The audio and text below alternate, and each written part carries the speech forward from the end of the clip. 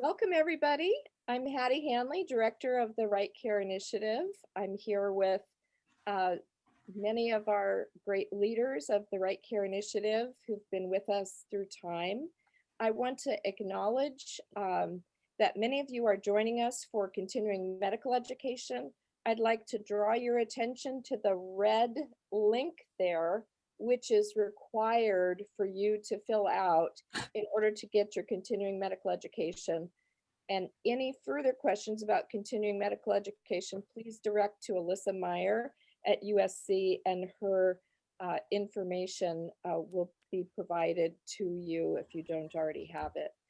I also just want to thank our incredible sponsors and the amazing number of institutions and leaders that have come together to make the Right Care Initiative possible. So just a brief little story, because 3 remembrances this month. 14 years ago, next week on Valentine's Day, was our very first technical expert group meeting with Dean Shortell and Arnie Milstein at the UC Berkeley School of Public Health 14 years ago. 10 years ago, this week, we started our first University of Best Practices with National Heart, Lung, and Blood Institute funding in San Diego, and that organization has been named Be There to inspire the physicians and families of San Diego to be there for each other. So the third remembrance that I'd like to share with you this Valentine's month is that our dear Alan Fremont, MD, PhD, Harvard, who was one of our earliest true believers and joined our technical expert group and was just an unfailing advocate for right care. We lost him this month last year, but his work endures. His legacy is so strong in the Right Care Initiative because he's the one that wrote the original National Heart, Lung, and Blood Institute grant that launched our first University of Best Practices. And he's the one that created the data feedback system, working with Bob Kaplan, who went on to work in the director's office of the National Institutes of Health. They were our co-PIs on the initial National Heart, Lung, and Blood Institute grant that started not only our University of Best Practices, but also our first study of blood pressure control by combining the pharmacists on the care team with the physician groups, where the physician group of UC San Diego was asked to collaborate with the UCSD School of Pharmacy to have the pharmacists working under a collaborative orders of mutually agreed upon goals for hypertension control.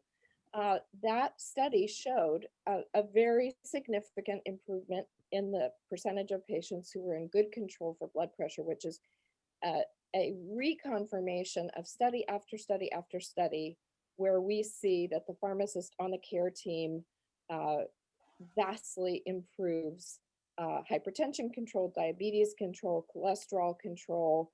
And I'm so thrilled to have the new clinical leader of the Kaiser Medical School with us, who is speaking about collaborating with the schools of pharmacy and the schools of medicine around the state to help us with our quality improvement work in the Right Care Initiative. So with that, I want to thank our leadership. Next slide, please. And that includes Warren Barnes, the former chief lawyer of not only the California Department of Managed Care, but truly he was the chief lawyer who worked on all the health reforms for the state of California for decades.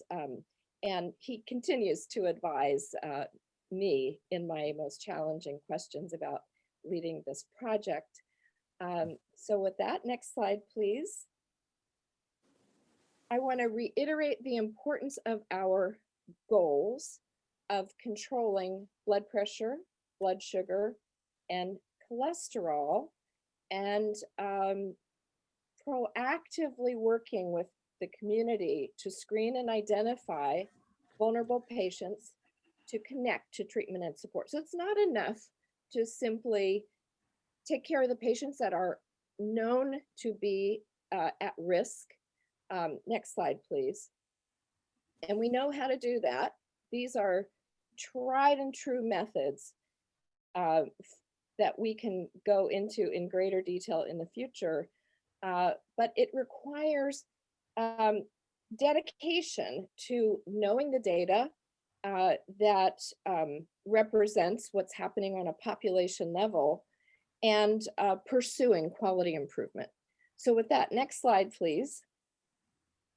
I want to introduce our statewide chairman, Dr. Bill Baumer, who has trained most of the cardiologists in the Sacramento region at UC Davis.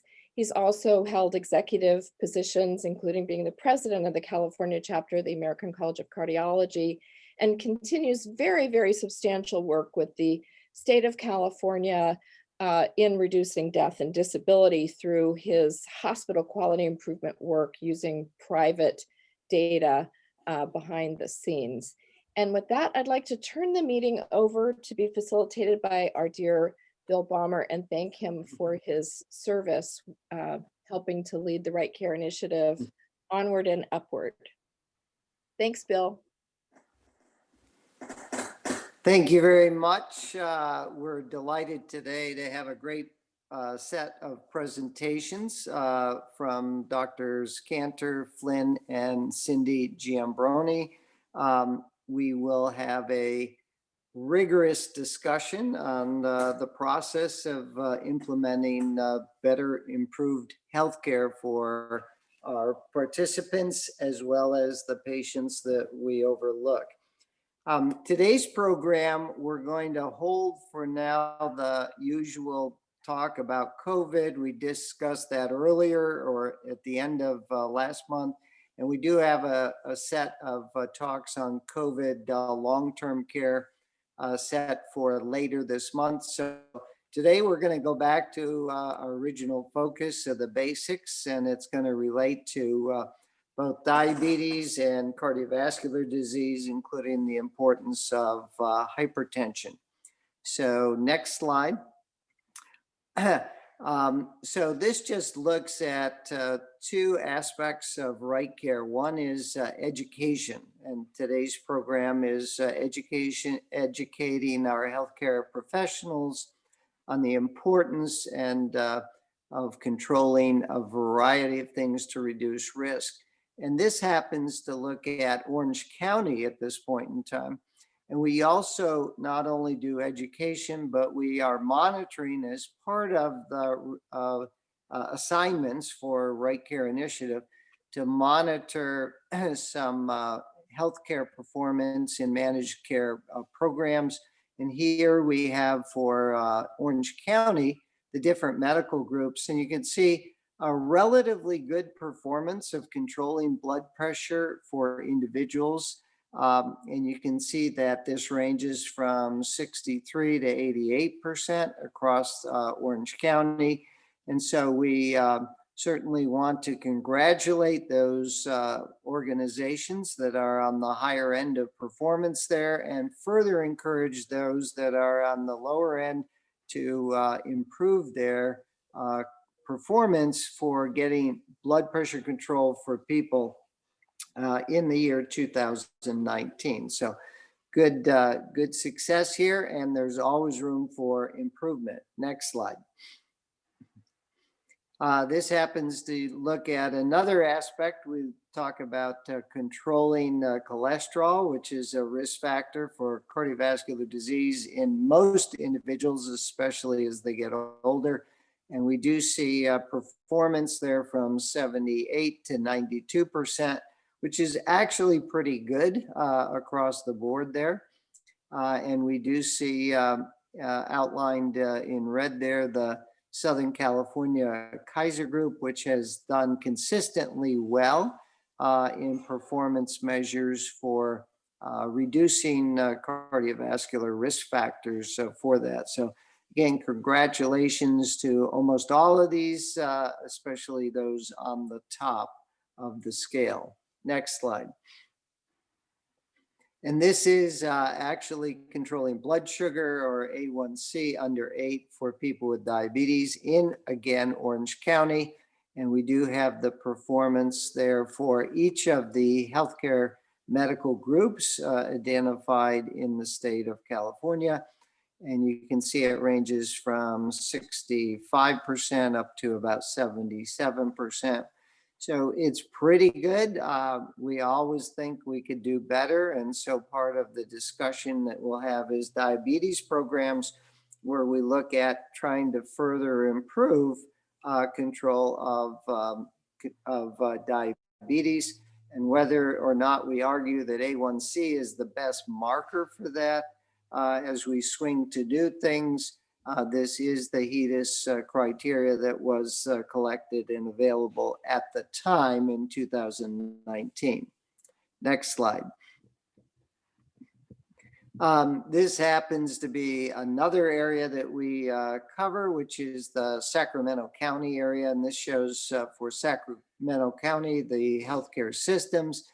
And again, a little bit of a different display. The most recent year here is 2018 in yellow.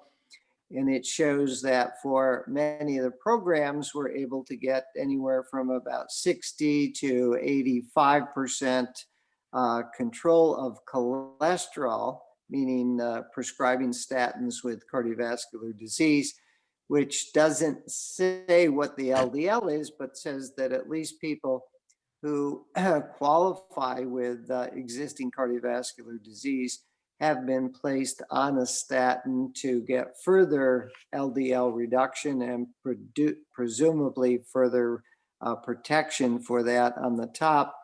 Blood pressure is the next one at 65 to 74%. It's fair, but could be improved. There is room for improvement in blood pressure, which happens to be one of the more significant risk factors for death in our patients. The next line is blood pressure for people with diabetes. That control is a little bit better that we can see there, but still needs to be improved. And lastly, A1C in diabetes. And again, yellow is the most recent data that we have.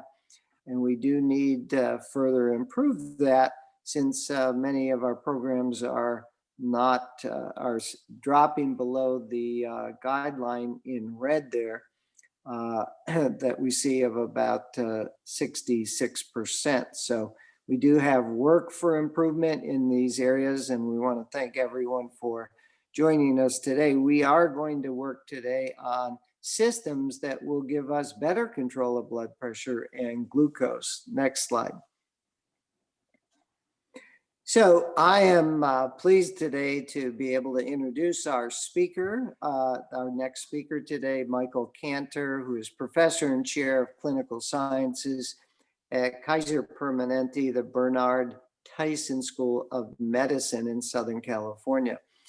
He has had quite an experience and has a lot of responsibilities as director of quality and clinical analysis for Southern California Permanente Group. He has multiple positions. He has written over 80 articles related to patient safety. And at Kaiser, he's pretty much, I think, in charge of everything. If you look at the list: quality, clinical analysis, practice guidelines, drugs, medical imaging, lab services, health education, patient safety, innovation, and I could go on, but he wouldn't have time for his talk. So we're very delighted. He's got publications in books and in medical journals as well. I thought of interest there is that if we look in the middle, Dr. Cantor received a BS in cybernetics from UCLA. And so for those of you who wonder what cybernetics is, I've got the next slide, if you could show. So cybernetics is the combination of mathematics, engineering and biology. So I've got an early picture of Dr. Cantor at the UCLA achieving his BS in cybernetics. And I wanted to show this to show that cybernetics is not just BS. It requires a lot of work to assemble this. And what we're going to see today is the culmination of the ability to bring together engineering, math, and biology all at once in a very intricate process. And we have an early picture of Dr. Cantor in his undergraduate years, showing how intense he was in assembling it. Notice that you don't build a whiskey barrel. In this case, you raise a whiskey barrel. And he's going to tell us today his efforts to raise the whiskey barrel for Kaiser Permanente. Dr. Cantor. Thank you for that introduction. I'm impressed. Actually, the cybernetics major was discontinued last year at UCLA, so it is no more, but it was a great education for me, and appreciate your introduction. I will talk more about whiskey barrels and how that relates to cardiovascular disease. I believe somebody's going to move my slides for me. I at least hope that. So what I wanted to talk about, and it really relates to cybernetics, which deals a lot with systems of care and system science. That's part of our medical school. We have a Department of Health System Science. And to me, a key problem with improving cardiovascular care is a system problem of fragmentation. And our healthcare is organized into all kinds of fragmented institutions and departments, and it really is hindering us as, and particularly in the Right Care Initiative, a lot of the challenges overcoming fragmentation. We've got a culture of physician autonomy. We've got medical records that are incomplete, not standardized, and not transportable. So data collection becomes a problem. We frequently are trying to get pharmacists and nurses and people with different trainings working together on the same page. Again, fragmentation. Payment systems don't help us out frequently. Patients are not always, they're part of the system, but they're totally trained differently and don't necessarily view themselves as part of the system. And doctors simply don't have the time to do all the preventive care they need to do. So let's move to the next slide. And again, more fragmentation issues of all the different people involved in medical care. Nobody has total clear accountability with numerous handoffs through all of these people. And I could have made a much longer list here, but I want to just illustrate the challenges we're facing. Next slide.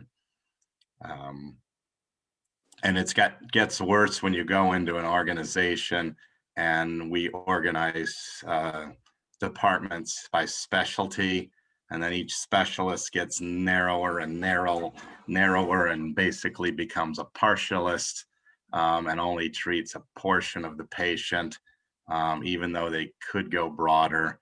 And every time you hand off between departments, you have room for error, drop balls, etc. Next slide. Another sort of diagram of fragmentation and how it impacts us, but the individual doctor sits in his or her office, does their doctoring, if you will, but they're in a larger office with multidisciplinary people and a larger health system, and then in a larger community with health policy, with things like Right Care Initiative that's trying to coordinate people and spread best practices. So it becomes actually quite complicated what we're trying to do in this University of Best Practice. Next slide. So it raises a fundamental philosophic question. If you're treating different conditions, let's just say colon cancer and diabetes, Is the treatment fundamentally the same for these different conditions or not? And I think you can answer yes or no. Is that set up here? If you can, this is supposed to work. If you can't, just think about it. There we go. So fill in your answers. Treatment for different conditions fundamentally the same.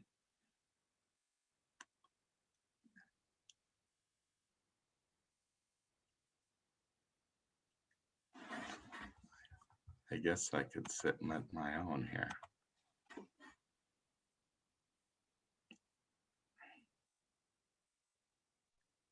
So I'm not sure how long this takes. Sounds So I'd like like it. to ask staff, so Jenny and team, we have not done polling before. So Jenny, would you please enunciate to Dr. Cantor the directions?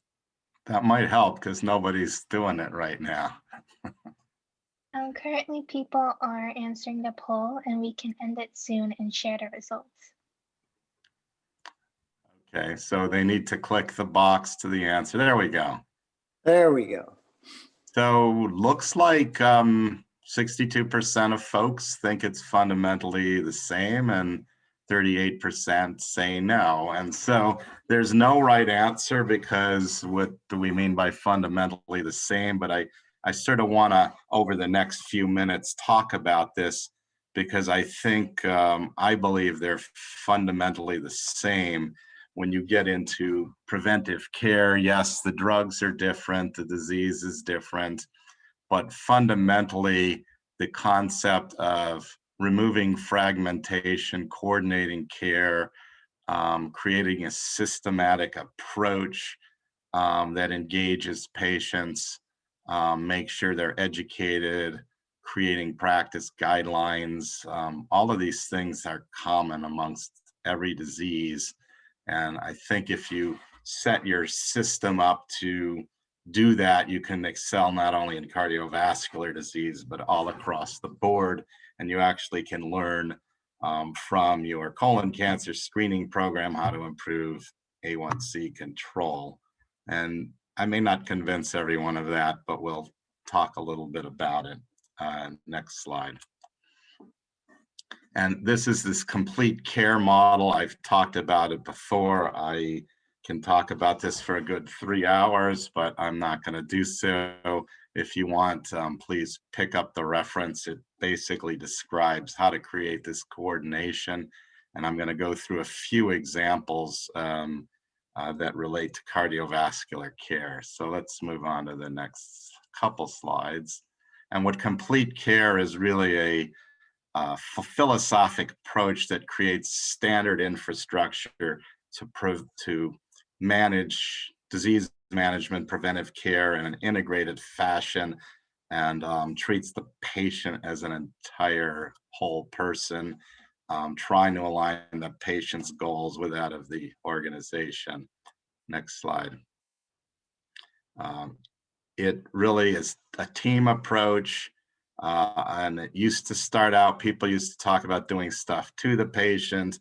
Then we got smarter and said, let's do something for the patient. But it's really about doing things with the patient and having patients as part of the care team. And I'll show you some examples of that. Let's move forward. So when I started my quality job in around 2004, we had some conditions that we systematically managed. I hope many of you remember those pens. They were really popular back in the 60s and 70s. I loved those pens, and I'm sure everybody on this call did because I'm pretty sure most of us are color coders in our work. Yes, so I just thought they were cool because I just remember the old pen, which only had one color. So we had like 4 conditions, and let's move to the next slide. We started working on, there they are. You'll notice 3 of them are really related to cardiovascular disease, and then we had asthma, and each one was managed totally separately in a silo. And what happened is we went forward, we moved to the next slide, And all of a sudden, we kept adding more and more conditions. It became untenable to keep track of everything, and we couldn't get by with our 4-colored pen. So we added some functions, and let's go to the next slide. And we had a few to begin with, like this knife here, and each blade does something different. So the next slide shows we had registries, we had decision support, practice guidelines, disease management, and they managed the diseases. And as we went forward, we found this needed to be expanded. And so we now had a bunch more functions. And I don't know if anyone can buy this knife or not, but let's keep moving along. And so we've got all these conditions, we've got all these functions. What if we could match them together and coordinate? What would we have? So let's go forward. What we have are functions going horizontally and conditions going vertically. And we have a whiskey barrel, as was shown before. And we kind of created this so that we could take any condition, figure out what functions best applied to it, and just plug that into our system, and thus be able to manage a lot of things at once. Next slide. And so here it is diagrammatically. It's showing you our functions that kind of are needed for most conditions and diseases. There's not all of them there. Again, many are cardiovascular related. The brand people don't like me to say whiskey barrel. It doesn't quite fit with Kaiser Thrive, but I think it diagrams this well. So if you're trying to improve cardiovascular control or disease, you do need some kind of decision support and information system. You need practice guidelines so everyone kind of does a similar thing. And there's, again, that becomes a fragmentation problem. If some doctors treat diabetes with one algorithm and others use another, you then can't coordinate as patients see more than one doctor. That's actually a huge problem in our system, and part of our diabetic issue. We have seen just too much variation in how everyone approaches A1C control. And then I'm going to focus on some of the things below, like outreach. How do you actually tell them they need to do something? That's to be done very mom and pop-ish, and we've created a science out of it. How to create proactive care, safety net, I'll talk about, and then patient education and medications. So let's go to the next slide. And the system we put in place really has lasted the time. It's been up for about 15 years. And we've seen an average improvement in our HEDIS scores that are roughly 2 to 3 times what was going on in the rest of the country. And so we think this shows great promise and is sustainable over time. Next slide. Again, you can see the publication. One of the things that I think University of Best Practices sort of addresses, but there's a lot more work to do here, is racial and ethnic disparities. This is actually not the right slide, so just move forward. We did address this in cardiovascular disease. I had the colon cancer slide in by mistake, but we're able to reduce this to 0 in Medicare patients, comparing African Americans or Black patients to white. We still have a disparity in younger patients, but at least in the elderly, I have to be careful about saying elderly as I'm getting to be a Medicare member. But it's an important contribution to cardiovascular disease burden. So as we talk about quality, we talk about structure, process, and outcomes. And a lot of what we tend to focus on is first 2, One of the reasons I wanted to talk today was to talk about outcomes, because we started to collect some, and I think that's exciting here. So I've talked about our HEDIS scores doing well, health disparities narrowing, but let's go to the next slide.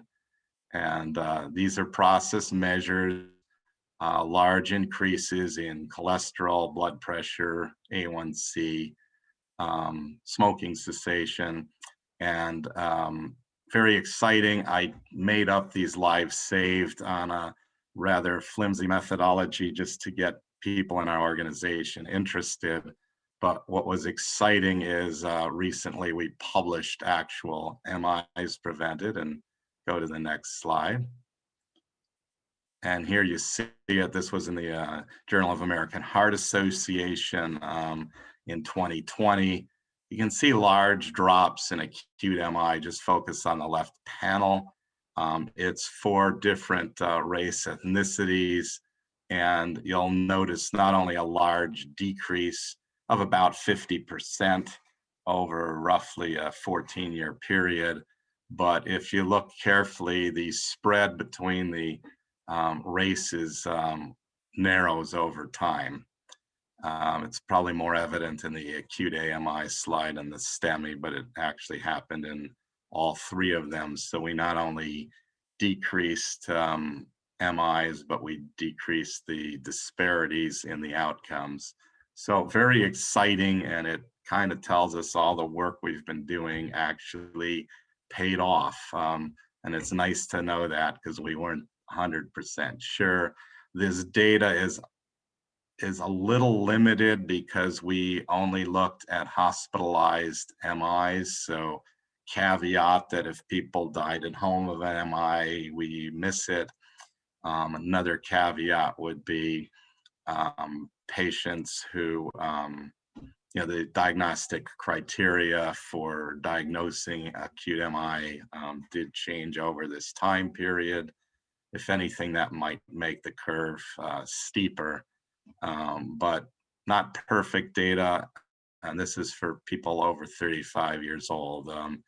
But I think it should show the utility of this work.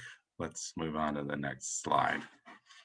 So we've got our whiskey barrel, and I want to talk about a few things related to it. So we're gonna, I think, go to outreach next. And outreach is really important. What this is, and I'm referring to it as a centrally coordinated system that targets populations, send them letters, phone calls, emails, and tells them when they need to do something.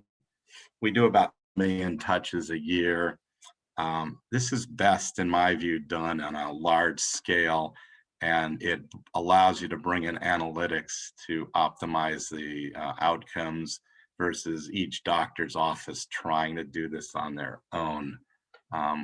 Go to the next slide. With patient portals, it's really slick because for those Kaiser members, you don't actually have to wait for us to nag you. You can nag yourself by just going on the patient portal, and tells you exactly what you need to do. If you are late on picking up your meds, it lets you know. If your cholesterol is high, it lets you know and tells you actually what to do. And so it's a very, this was what I was talking about, making the patient part of the team. And we've been really upgrading this over time. Next slide. I think basically the point I want to make here is by changing how we message things, we can monitor those, changing the language to be a little more scary, increase or decrease response rates. All of those analytics are something we have the ability to do, and didn't in the old days. So, I mean, this is basically how Google managed their advertising and their response to things. We can do the same thing in these outreach systems. Next slide. This shows you a brief example where we had care gaps we measured, and this was a composite of multiple ones. but basically the rate of people who are not on our patient portal, group C, is lower than people who are on the portal but don't see the personal action plan, and people who actually visit the personal action plan have the highest rate of gap closure. So shows the system does actually work, recognizing it's actually costs us next to nothing once we set this up. So very good for blood pressure control. It reminds people when they need to get a blood pressure check when their pressure is too high. When they're not taking their medications, we look at medication possession ratios, and all this stuff gets fed back to the patients for them to act themselves. Let's move to the next slide. Okay, I think I'm going to talk about proactive care. Another important concept that just want to get people thinking differently. So next slide. And we'll move to the next slide even. What we tend to do is expect every single medical center and every single department to manage patients. So if somebody walks into urology and they're diabetic and they need an A1C test, there's actually a computerized reminder tells the staff to tell the patient, and the patient goes to the lab, and we actually measure this carefully. This is a pretty old slide, so these numbers are not current, but the concept is by doing this and giving feedback to departments, it encourages them to actually make sure all this happens. And a lot of these are cardiovascular, not all of them though. I'll move to the next slide and I'll show you why this is really important in the next slide. When you start to look at patients who need care that visit our system, and let's focus on A1C, out of the people who need a test, only 37% of them are being seen in primary care. And so typically this gets back to a big fragmentation issue where we think of primary care as the patient's medical home, and that's where they go for all of their primary care. In fact, this slide is showing that of people who need the care, they're actually showing up in specialty care. Hence, if you're not focusing on specialty care, you really are missing the boat here. And that's why we track this in specialty care. We give the prompts for the specialty care staff, and it's made a huge difference over time. This is where having separate departments really creates fragmentation. And the next slide will show you how this shows up in hypertension. We did a nice study. And by the way, we tend to measure hypertension control rates. I think that's not the best measure because what we should be also looking at is how many patients have we identified with hypertension. And we've more than doubled the number of patients in our system identified with hypertension over time as we've worked on this. But it's probably a lot worse, in my view, to have unidentified hypertensives than to have people identified and a little bit out of control. So when we did this study, we started measuring blood pressure in specialty clinics, and we basically found almost 20% of our newly identified cases were identified in specialty care. And not an insignificant percentage had really high blood pressures that made everybody very, very nervous at the time. So important, again, to coordinate your whole system if possible. Let's move to the next slide. So here's a little test question. Somebody with diabetes goes to GI for GERD, gastrointestinal reflux disease.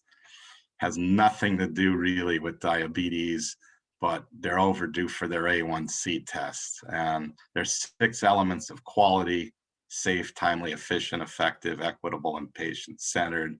So which of these are not satisfied? And you can pick all of the correct answers, hopefully.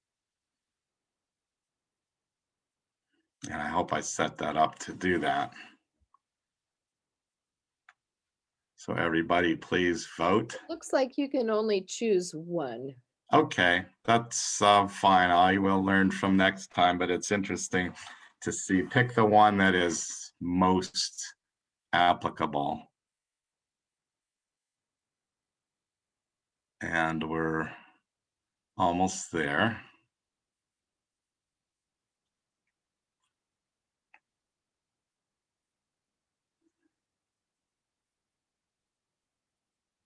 All right, so it looks like we have our results with most people actually going with patient-centered, which I can't argue with. If you don't get this lab done, the patient's going to go home and then they're going to say, oh my goodness, I have to go all the way back to the lab and it's inconvenient. But I would argue this is inefficient to have to contact people. Results get delayed. It's not effective because many people won't come back. I'm glad some people said equitable because this actually, I think, contributes to health disparities as people don't come back for their A1C test. If they needed to take 3 buses to get to the lab, guess what? They're less likely to come back, and people who take 3 buses are lower socioeconomic status usually, perhaps more frequently minority status, and so creates some disparity there. And safe, if the A1C is 12 or 13 and somebody walks out of the office with that, not safe either. So I will redo the slide, but again, I want you to think globally. That was the point of this thing, that there's many dimensions to why this is important. So let's move on to the next slide. And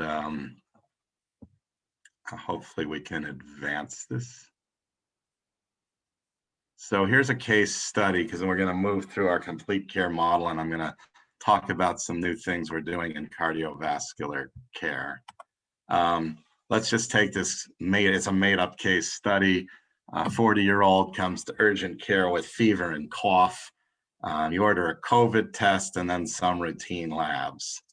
COVID test comes back positive. You deal with the COVID, but the LDL comes back at 200. This is urgent care, and the patient does well at home, asymptomatic in 5 days, goes to the normal routine of that patient, but the high LDL is not followed up on. This is actually a not uncommon problem. And so if you go to the next slide, one of my passions is diagnostic errors. They're actually one of the leading causes of mortality and morbidity in the United States, frequently related to cardiovascular disease. And part of the problem is abnormal tests not being followed up. Some studies from the VA shows this happens 5 to 10% of time on like very high A1Cs just get dropped. Reasons for that are complicated, but doctors tend to not have great systems for tracking abnormal test results, and have little confidence actually in the systems they have. So everybody sort of recognizes this is a problem.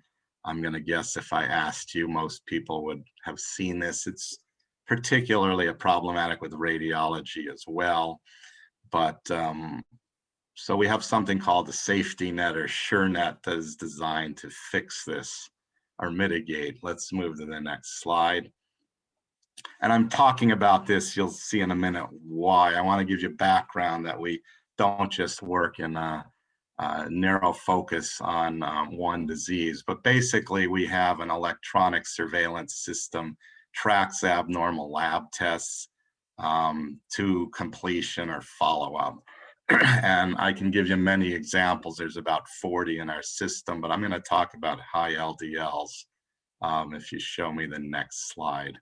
And the key to set this up, by the way, is you have to define an abnormal test, and then you have to define what is the expected follow-up.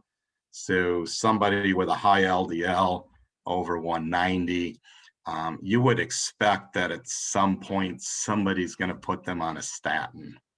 And if you don't see that, it should raise a red flag. Gee, maybe somebody dropped the ball. Could be the doctor, could be the patient. I don't actually care why it's dropped yet, although I will. And so let's go to the next slide, because that's exactly what we set up. We scan our lab system. If the LDL is greater than 190, we wait about 2 months. If we don't see any activity, our safety net program leaps into action. There's an LVN that will pen the statin order and a lipid panel if the patient meets certain other criteria, and sends it to the PCP. PCP signs that, and then the member's notified. And we try and do all of this for the doctor, because we find the more we ask them to do, the less likely it is to happen. So we've got a lot of these programs in place, and we monitor how well they do.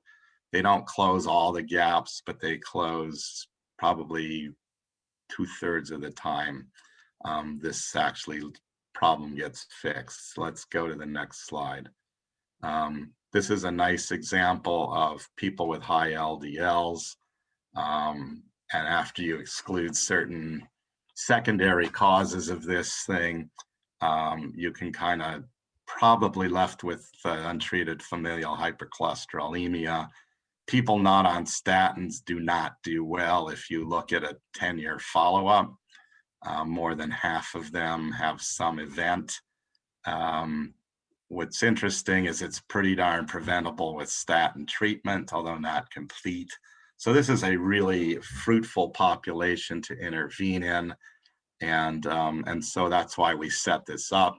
You could argue, why do we wait 2 months? Why don't we do it sooner? I mean, one of the things of this program is you actually can wait a fair amount of time on the abnormal test and still mitigate harm to the patient. So we want to wait a long enough time to give the physician a chance to actually do something on their own. This is a backup system, but it has huge potential to prevent some of these MIs and other events. Can you elaborate a little bit more on this one, Michael, before you go on? This is so important to our project. It is important. So the idea is, if you've got somebody sitting in your system with a high LDL and you don't do anything, or the doctor doesn't do anything, or it might be the patient, maybe the doctor said, hey, Fred, your LDL's too high.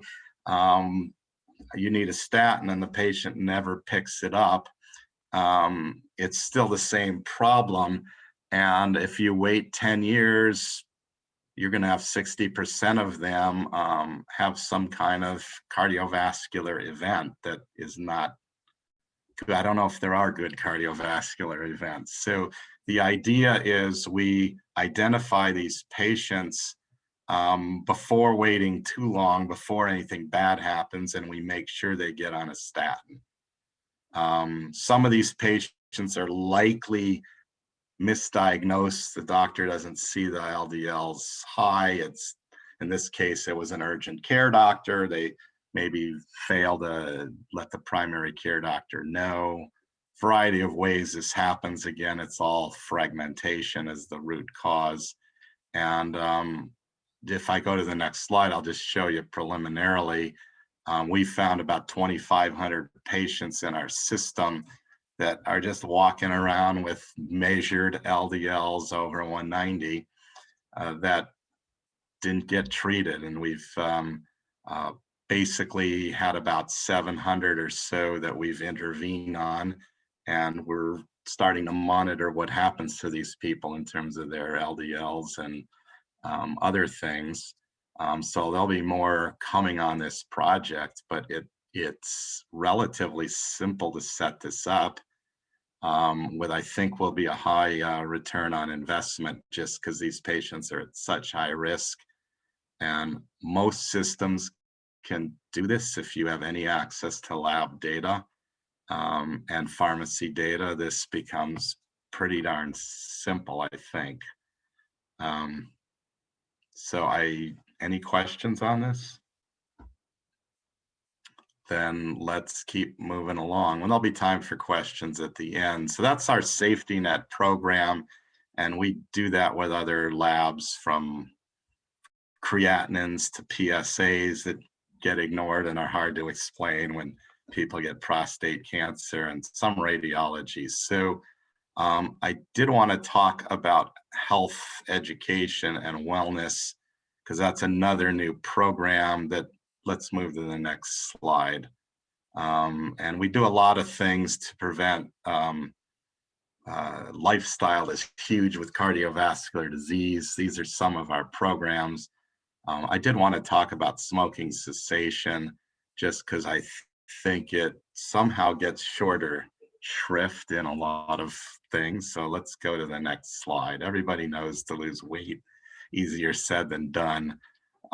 This is how we measure smoking prevalence in our population, and it's done by a survey that is sent out by CAPS, which is a national survey all health plans do. And you can see our prevalence has dropped fairly. I mean, these numbers may seem small, 9.1% down to 6.8, but percentage-wise, that's a huge drop. And if you consider, say, 7% on 4.5 million members, that's several 100,000 people that still smoke. So I remember thinking, wow, this isn't too bad, but it actually is when you translate it into raw numbers. Let's go to the next slide. And we basically, this is done by health education, reminders to patients, the various substance drugs, treatments for that. I'm not going to go into huge detail, but people just forget about it.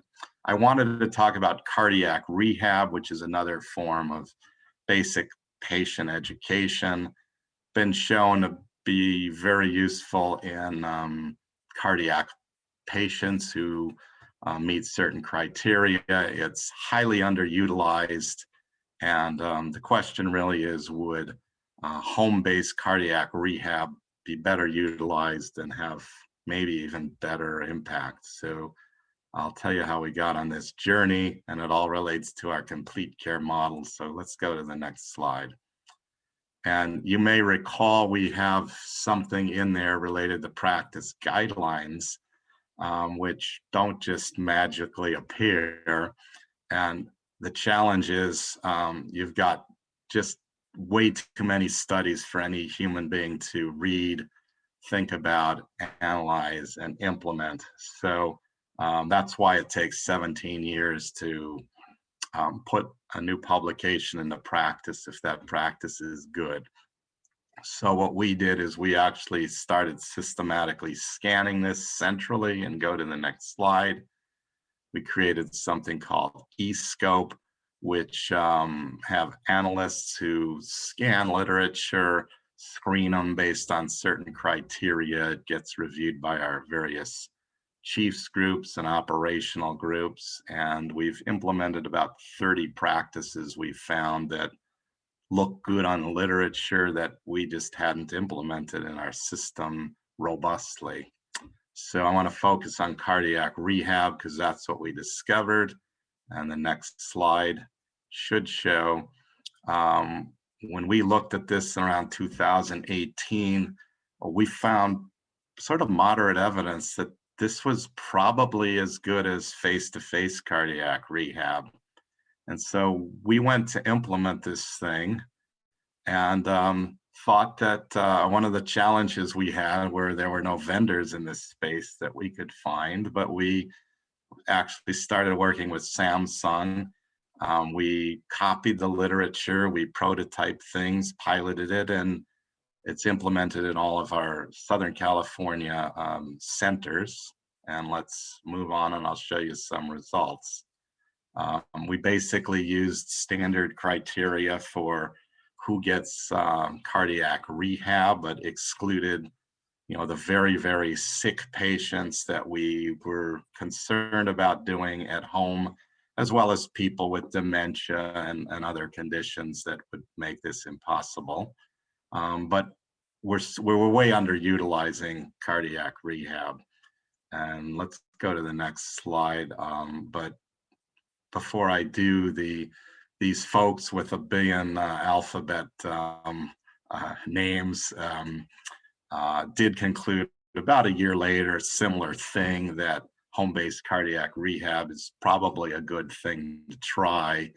And this turned out to be very prescient in that in the COVID era, I think really kind of helped take this off. But bottom line is we were doing a tiny percentage of eligible patients, mainly because people had trouble traveling long distances to face-to-face centers, often dropped out after a few sessions because of the difficulty in getting there.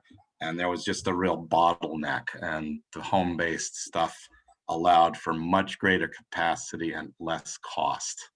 And so I think I have some data to show you. And we basically have three arms to compare.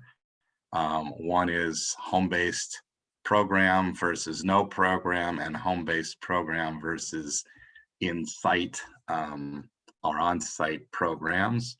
And we looked at cost, inpatient days, and ED visits, and compared the three arms. And our home-based is basically patients meet with a nurse, they get set up with some monitoring equipment, they get instructions, they meet with the nurse or case manager virtually to see how they're doing, troubleshoot equipment issues, get a lot of educational material remotely, and have their exercises remote and monitored with various biometric devices.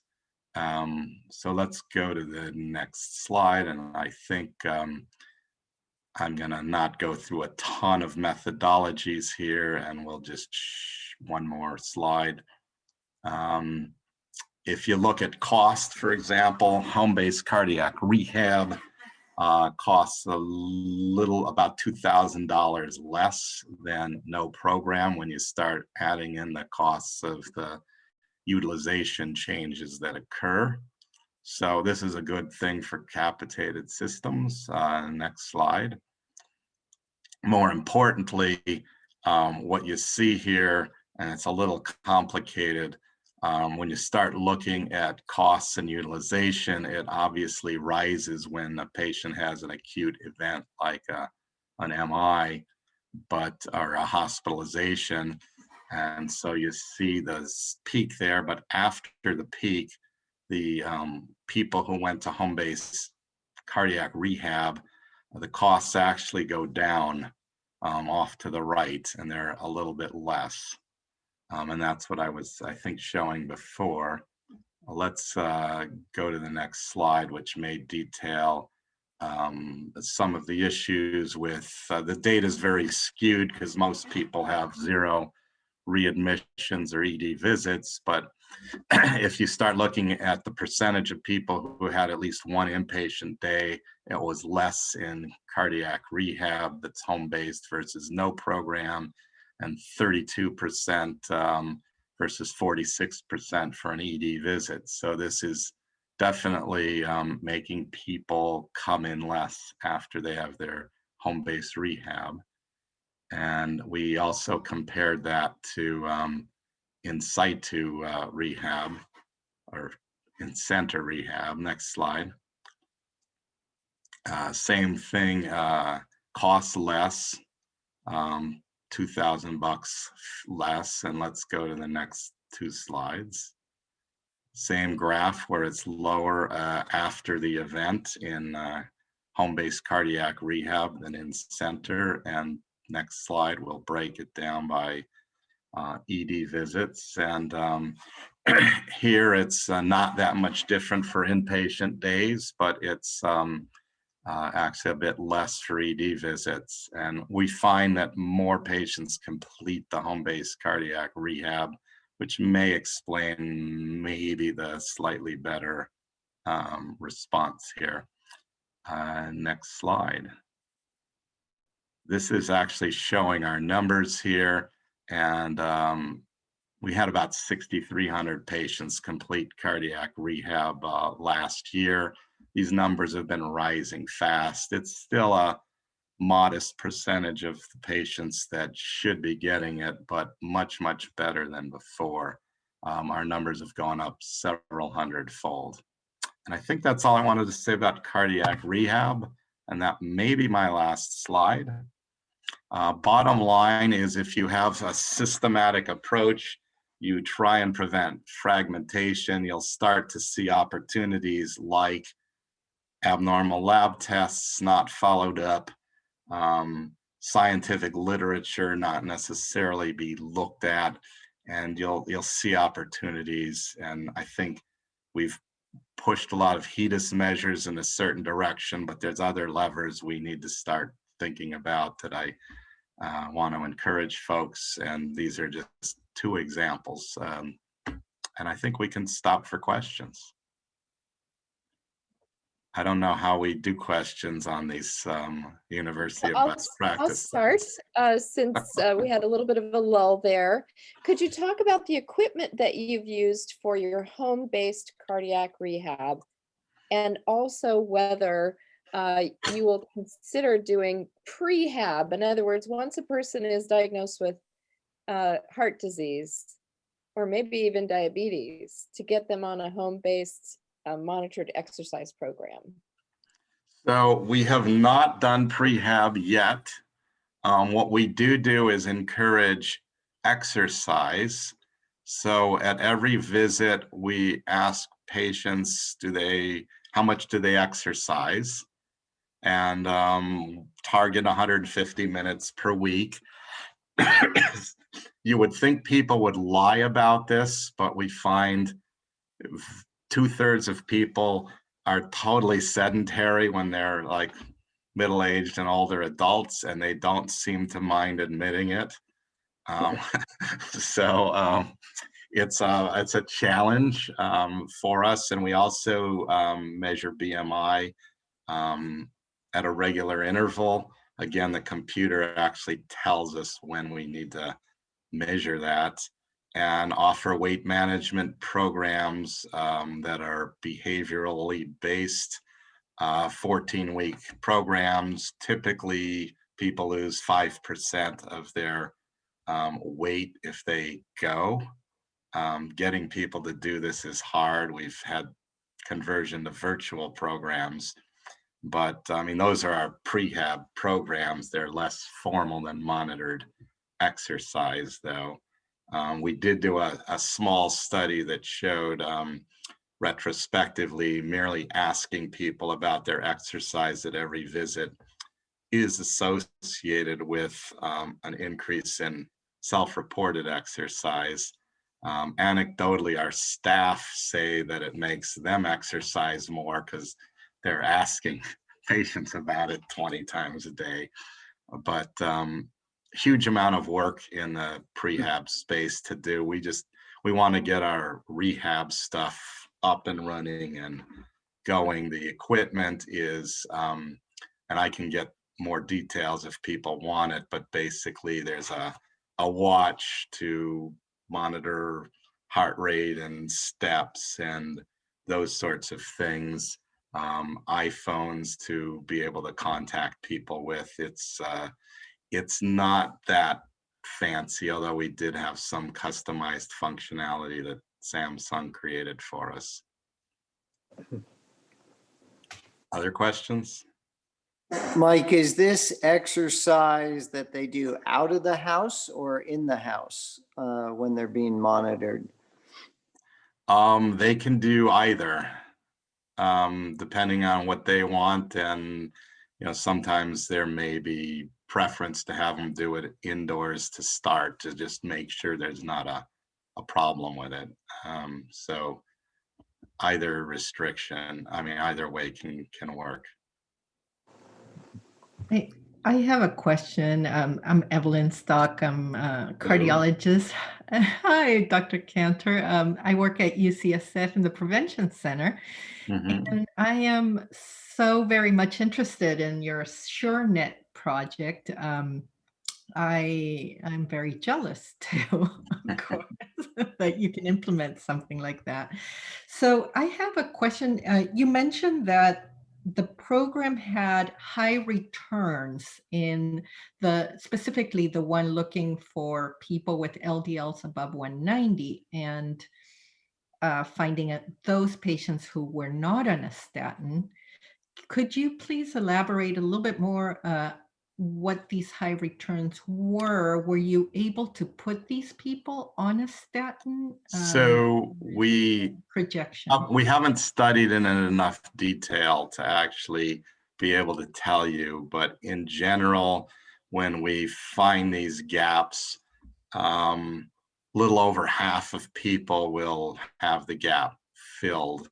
And I'm thinking we have one we've studied the most, which is a high creatinine that doesn't get repeated, and then you miss a diagnosis of CKD. We find we can bring in a little over half of the patients to get their lab repeated. And then there's some people that just don't want to engage. So I'm going to anticipate we'll get about half of these people on statins and half of them we won't. And I don't know. do you give the task to the primary care physicians to put them on a statin, or what's the protocol? So the protocol, what we've found the hard way, because whenever you do this, it's an electronic screen and you're never sure, maybe there's a good reason, although I can't think of one with the high LDL, but where doctors wouldn't want to do it. So the worst thing you can do with these is nag doctors and say, hey, why didn't you do this when, maybe there's a good reason they didn't. So we try and do everything for the doctors. So we pen the order and we contact the patient for the doctor.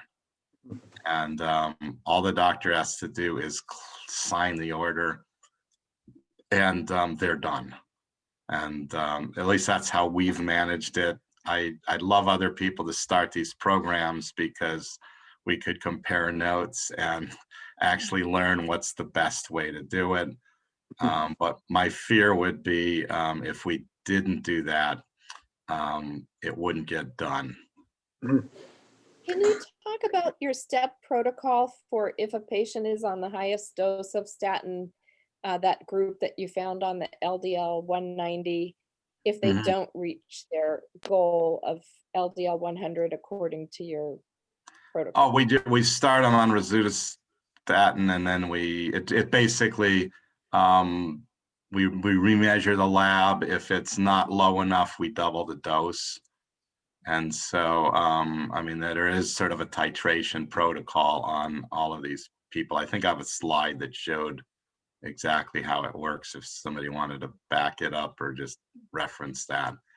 But the main thing is once they're at least recognized as having a problem, they usually get the follow-up care. It's that initial ignoring of the lab that we're addressing here. We don't follow them past the initial statin. It's up to the primary care doctor. I think it was the one before this. And before that, it had our, this kind of tells us, summarizes our sort of protocol.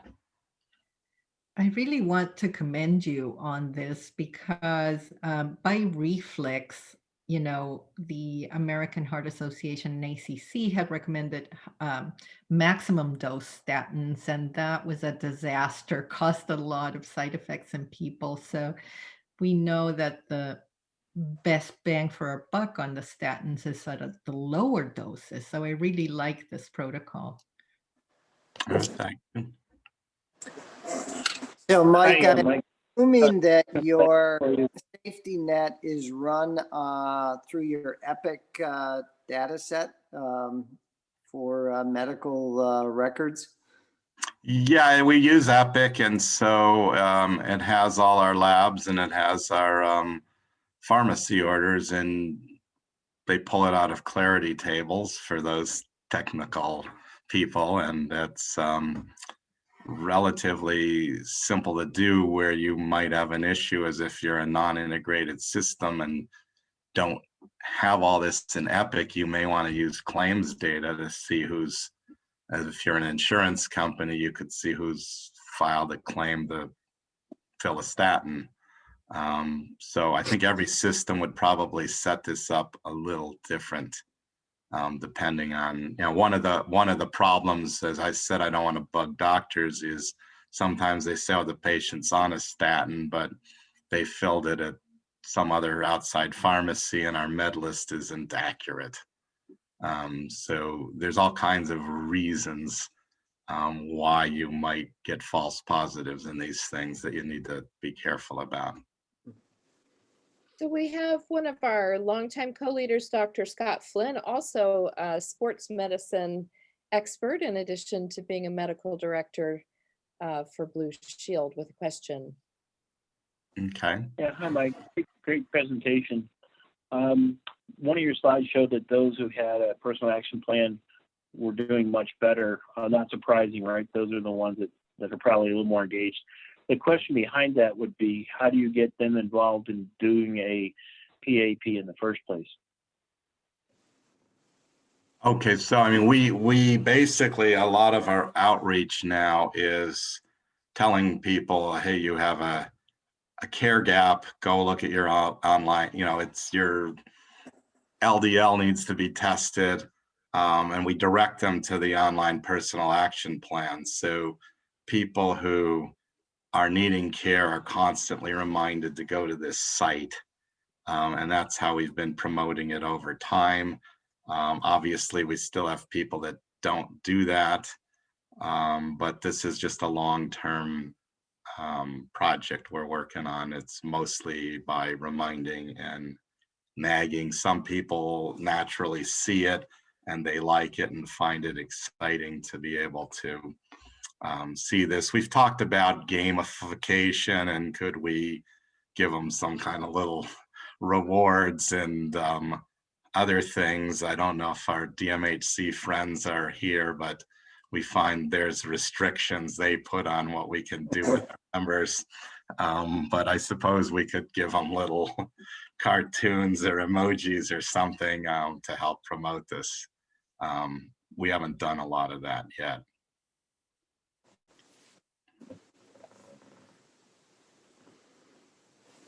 So an idea for that pre-meeting we were having, talking about how pharmacy students and medical students might be able to help. This might be an area where people would be excited to have a young, enthusiastic coach. Or what Scott Flynn and I worked on long ago is, if it's a military member, could there be a retired military person acting as an additional coach? So with that, I'll give it to Bill Baumer to bring us to the next stage of our meeting. Yeah, let me ask one that's in the chat line. What were the most significant barriers to implement your program when you rolled this out? Was there something that you had to overcome when you rolled the safety net program out to your colleagues, or was it something that was overwhelmingly welcomed and no problems? So if you're talking about the safety net piece with the abnormal labs, that was a major thing. The first one we started had to do with high creatinines, and doctors were mystified as to why somebody's looking over their shoulder, telling them that they didn't follow up on something.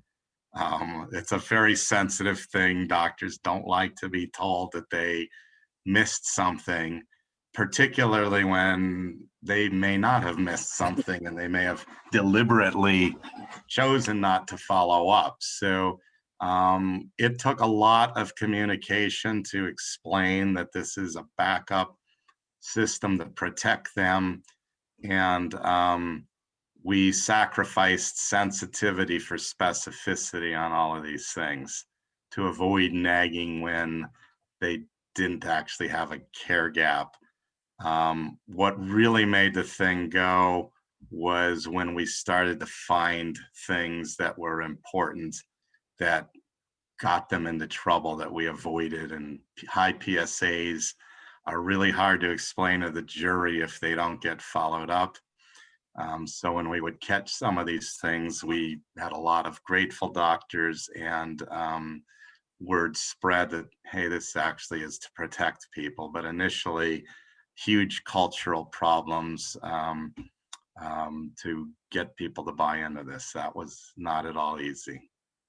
So for another day, Dr. Cantor, we'd love you and your team to come back and talk about what you recommend on chronic kidney disease when you see that creatinine rising, about your protocol, as that's a newly important area of interest that's been flagged for us by the U.S. Million Hearts program. Right. Build in. So for another day. And Dr. Baumer, if All you right. would take. So thank you very much for that great presentation, and it gives a lot of inspiration to us to how we can make things easier, especially with I love your pended orders, where it makes it so easy for a clinician to actually implement something. It almost makes it seamless at that time. Mhm. Going seamlessly into our next speaker, Scott Flynn. We're delighted to have Scott, having done a lot of underwater things, has started found the Right Care program in San Diego, and then seamlessly moved up to encompass the Bay Area as well, and was largely responsible and co-founder for the Right Care program in the Bay Area as well. And Scott is an executive with Blue Shield, is a medical director there, and therefore he is able to incorporate the carriers as well as patient care in trying to improve care throughout the state of California. So we're delighted to introduce Scott, and I believe that Cindy Giambrone is going to assist Scott in his presentation. And Cindy is the co-chair and director of performance improvements at MemorialCare and Medical Group as well. And we're going to leave it up to the tag team of Scott and Cindy for our next presentation. We're delighted to have them present. Thanks very much for that, Bill. Good afternoon, everybody. The purpose of this will be twofold. One is we'll be detailing the involvement of Blue Shield of California, participation in the Right Care on what we've done over the last year, but also bring about some ideas about where we're going in the future and ask some provocative questions of the audiences as we go through this. Next slide. So where this all came from was in 2015, Blue Shield of California was mandated by the Department of Managed Healthcare to participate in the Right Care Initiative and develop a plan with the goal of achieving the 90th percentile and the RCI metrics by the end of management year 2018.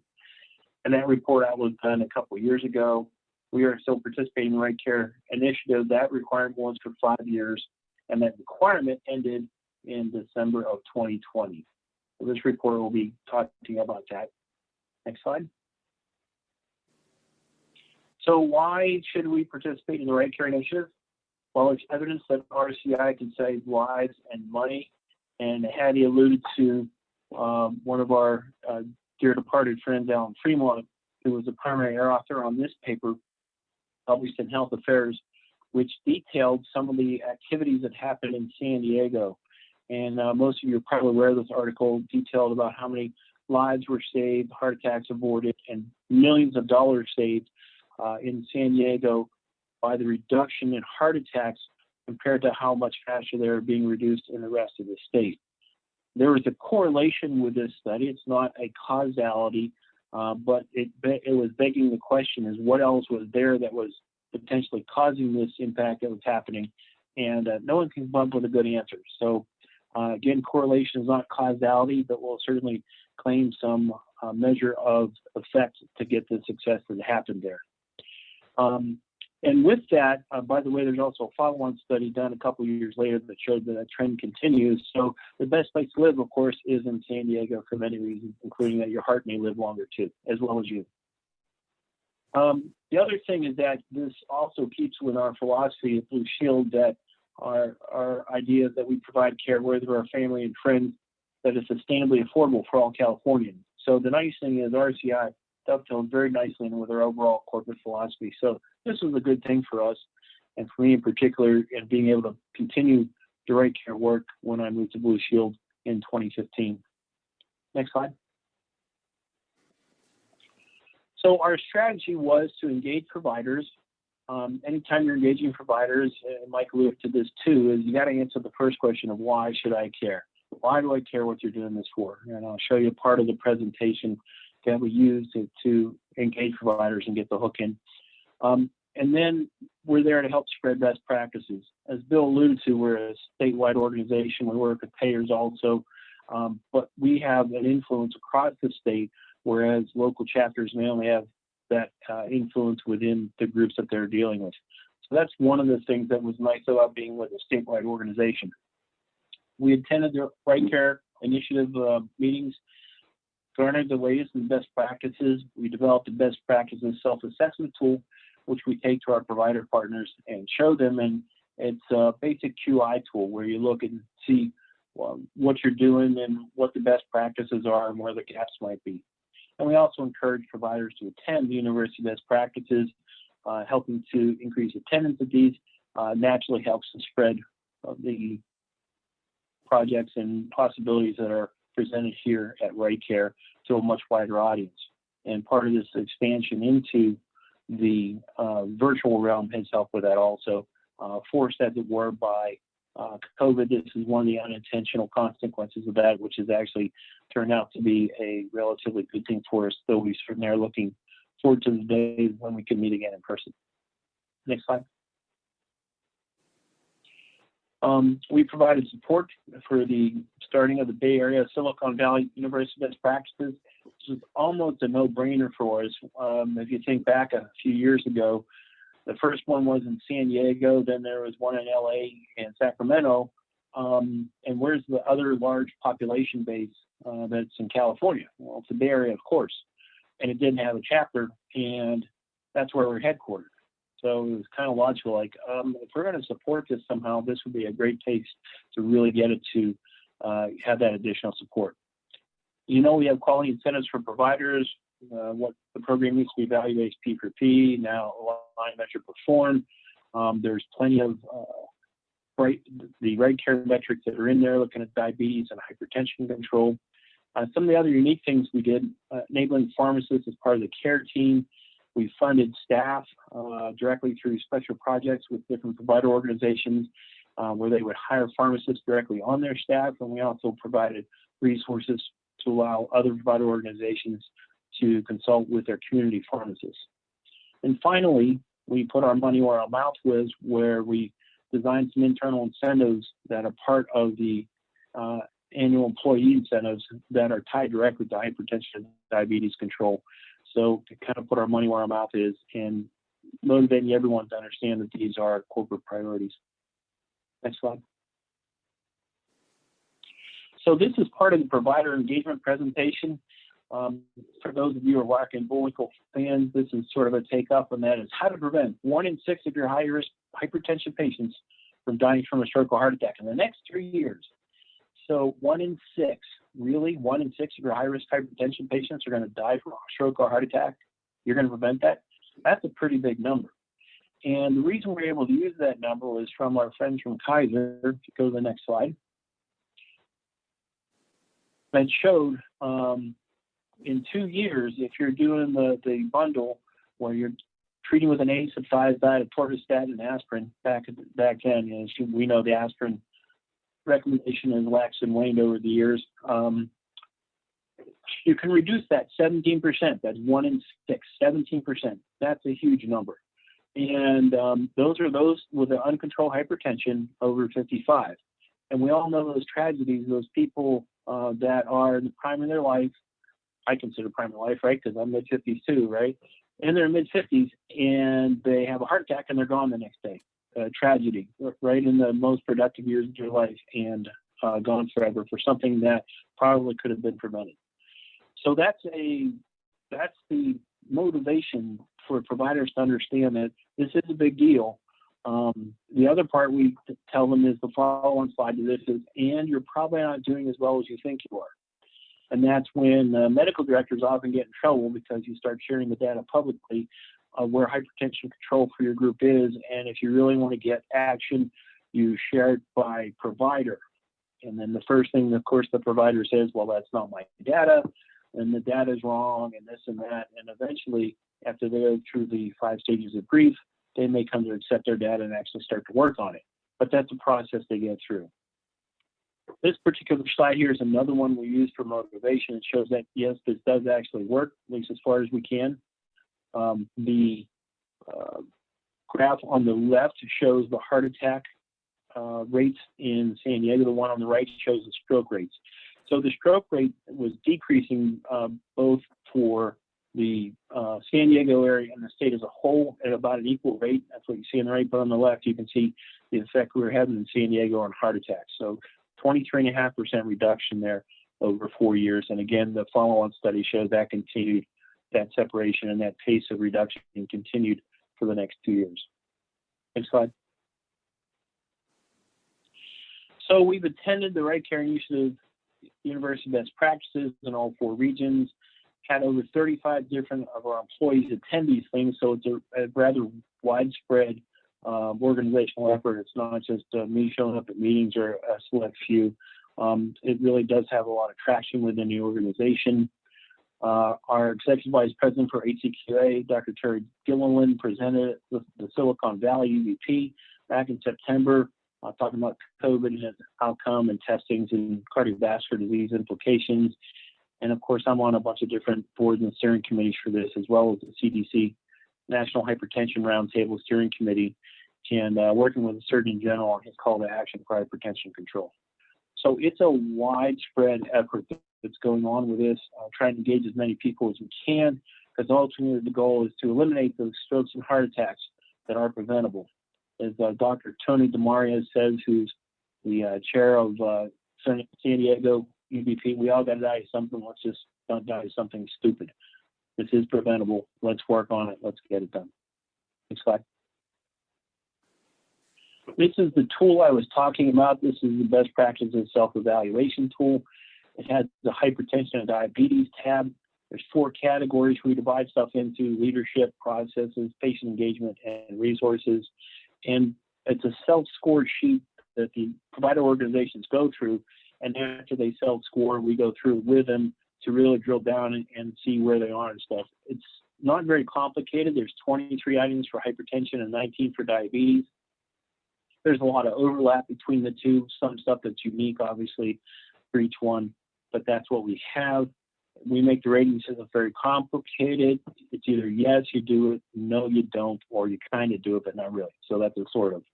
And then we just score it green, yellow, red. And with that, you can see kind of where you are in terms of how many of these best practices you're doing. And then based on that, you look at the key ones, see which ones you want to work on for the next year, develop your QI plan, and move on from there.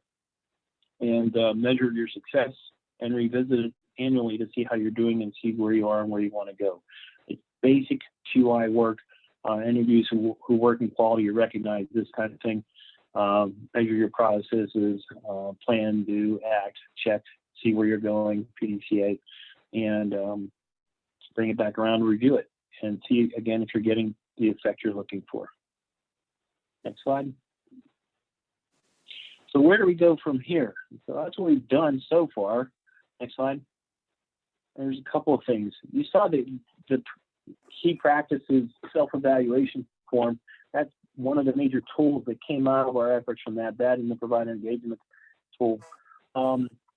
there's a lot of key practices that are in there that have been garnered from mostly from the right care best practices, but from other organizations like AMGA when they had their measure up, pressure down, and also their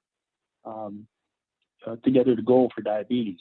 Other stuff from Million Hearts, et cetera. So we've garnered these from a lot of different places. And here are some key ones that are listed. Build a team of the clinical champion. You know, if you don't have a leader that's working on this, it's really hard to keep it going. Public reporting of results by provider.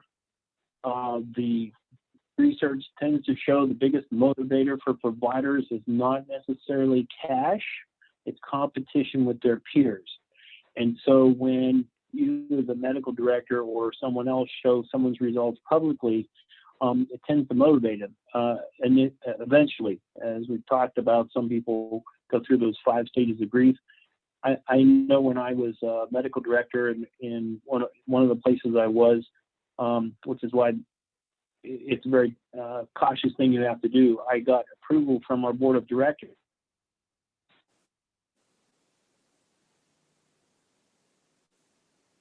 Scott, suddenly you are muted. Mute. Okay, we Scott, can't hear you. unmute. Okay, he says he's connecting to audio. Okay. Okay, now it says you're muted. There So we you go. said you had Am I to, the last back? thing we heard you say is that you had to get permission from your board of directors because it's very Yes. tricky doing this unblinded performance data. Yes. So you want to get, this is kind of a permission versus forgiveness kind of thing, right? So I got permission from our board to share the data. Luckily, the 5 board members all had good results, so I was in pretty safe ground there. We presented the data, and of course, I show the results up there by provider. There was around 60 providers in the audience, and of course, one of the ones that didn't have very good results was one of our cardiologists. He stands up, and he was also one of the founders of the group. Scott? Yeah, Bill. That data's wrong. Okay, Bill. Well, I kind of anticipated that question, so I pulled up his numbers, right? I always have that ready to go, and I pulled it up. He's up there, and he's squinting, looking at, well, that 4th patient down, that one's not mine. I said, okay, Bill, that's entirely possible. What about the other 96? And he kind of harumphed and sat down. And that's why medical directors usually only last for 3 years. So anyhow, we went ahead and showed the rest of the results, and we got the program going. And the program we were doing at the time was actually implementing an algorithm and having a pharmacist help with a collaborative practice agreement doing the intervention. And the one who did it as a pilot, our clinical champion, he was a young internist, and his hypertension control numbers went from the low 60s up to about 80% in about 3 months. And so the next quarterly meeting, when I presented the results again and we showed what happened, Bill by that time had kind of gotten through some of the stages of grief. And after the meeting, he went over to Dennis and said, all right, show me how you do this, because I want to learn how to do this. And he became one of our best champions, actually. But that's kind of the nuts and bolts of how a lot of this stuff works, where you really have to do it. Using a registry, if you don't have the data, you can't work on it. Everyone knows that. And the pharmacist is part of a care team. The way I sold our group on this and how I got sold myself, because initially I was not a believer, I said, all right, we have a Coumadin clinic here. We have an anticoagulation clinic here, right? Uh-huh. And is that kind of risky? That's kind of dangerous stuff, right? Yeah, people can die from this. They can bleed out. They can have a stroke. There's all kind of complications. It's a big deal. And Coumadin, is a nightmare to manage. There's so many things can happen with it. Uh-huh. And we have a pharmacist running that. Oh, yeah, they do great. They do great. Uh-huh, that's nice. But they can't help us treat hypertension, huh? Because that's more complicated and more risky. Of course, there was silence. Oh, that's just what okay, whatever. And then again, you got the clinical champion and you get going like that and eventually get it going.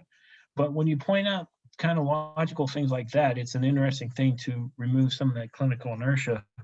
And again, when I thought about it that way and I saw some of the results that happened with it, became a big believer and got everyone going that way in our particular group, which helped us. On the flip side, Cindy, would you like to describe what happened to your organization? Yes, so as Dr. Flynn has shown here on this slide, we have leveraged many of these same best practices for our diabetes program, and in fact use pharmacists as part of the care team quite successfully for both our medical group and IPA practice. And while we have a history of MemorialCare doing well in diabetes, I distinctly remember going to an annual summit and Hattie pulling me to the side saying, "You do really well in diabetes. How are you doing in hypertension?" And mostly I looked at my shoes. And so at the end of measurement year 2018, our quality team at MemorialCare decided that we wanted to take a more proactive approach to our management of patients with hypertension. And so what we did is that we had attended a program, University of Best Practice program in Los Angeles, where we heard a colleague of Dr. Cantor's, Dr. Joel Handler, and he essentially shared his playbook on how they were able to really improve their numbers by following all of the things listed here on this slide by Dr. Flynn. So we took that playbook and with our champion, our physician champion that we developed on both the medical group and IPA, we shared it with the team. And while we adopted most of the aspects of these key best practices, we did not develop all of them. We did have the key opinion leader and our clinical champion who would help share our message about the importance of the management of hypertension. We do have public reporting of results by provider. We leverage registry. But the things that we really wanted to focus in on were actually quite simple. We wanted to focus in on clinical inertia, and we also wanted to focus in on the importance of accurately managing blood pressure. And so what we did is we formed a partnership with the American Heart Association and utilized the data from their Target BP program, which if you haven't seen any of those materials, I highly recommend reaching out to the American Heart Association and looking and joining potentially the Target BP program, because it really caused a lot of conversation. So between measurement year 2018 to 2019, we saw significant improvements in our blood pressure control rates, particularly in our IPA. And not really a lot of movement in our medical group side. While we did put a lot of effort on the medical group side, it was a more challenging process, building out the clinical messages, creating workflows, educating the various clinical sites, whereas in the IPA it was the individual provider, dealing with his staff. So that is what we saw at the end of measurement year 2019, and then COVID hit. So, this year has been very challenging for us. And initially, I was quite concerned about where we might end for measurement year 2020. This week, this Friday is actually the last day that we can submit any additional supplemental data for some of our plans. And so a lot of my staff, as I speak, is scouring charts and looking in EMRs to see if we can find those last patients in the gap. And just prior to this meeting, I looked at our performance. What I'm pleased to share with you is that on our medical group side, we not only maintained our numbers for blood pressure and hypertension, but we've seen improvements in the control rates for those patients. On the IPA side, it's a little different story. For blood pressure, we're within 1 percentage point of what Dr. Balmer showed at the beginning of this presentation, and we're very close on our A1C patients as well. So overall, I think if you look at all the various aspects of the best practices that Dr. Flynn has presented here, and you look at the way that your particular organization works, there's different levers that you can pull and push. And for us, you know, when we're talking about blood pressure, just the simple things of making sure that the blood pressure is being measured accurately, as well as making sure if your patient's not at their blood pressure target, that you follow up in an appropriate manner. Kind of like what Dr. Cantor was talking about, patients falling through the cracks. So being more cognizant of those things. Where on the diabetes side, we use all of these things that are listed on the slide, including pharmacists on the care team. And with that, I'll hand it back to Dr. Flynn. Thanks, Cindy. Appreciate it. And thanks for the update on how you're doing. So that has made us question. Yeah, there it is right there. Thank you. That has made us question, if you go back one slide, they were able to do this. One more slide. There you go.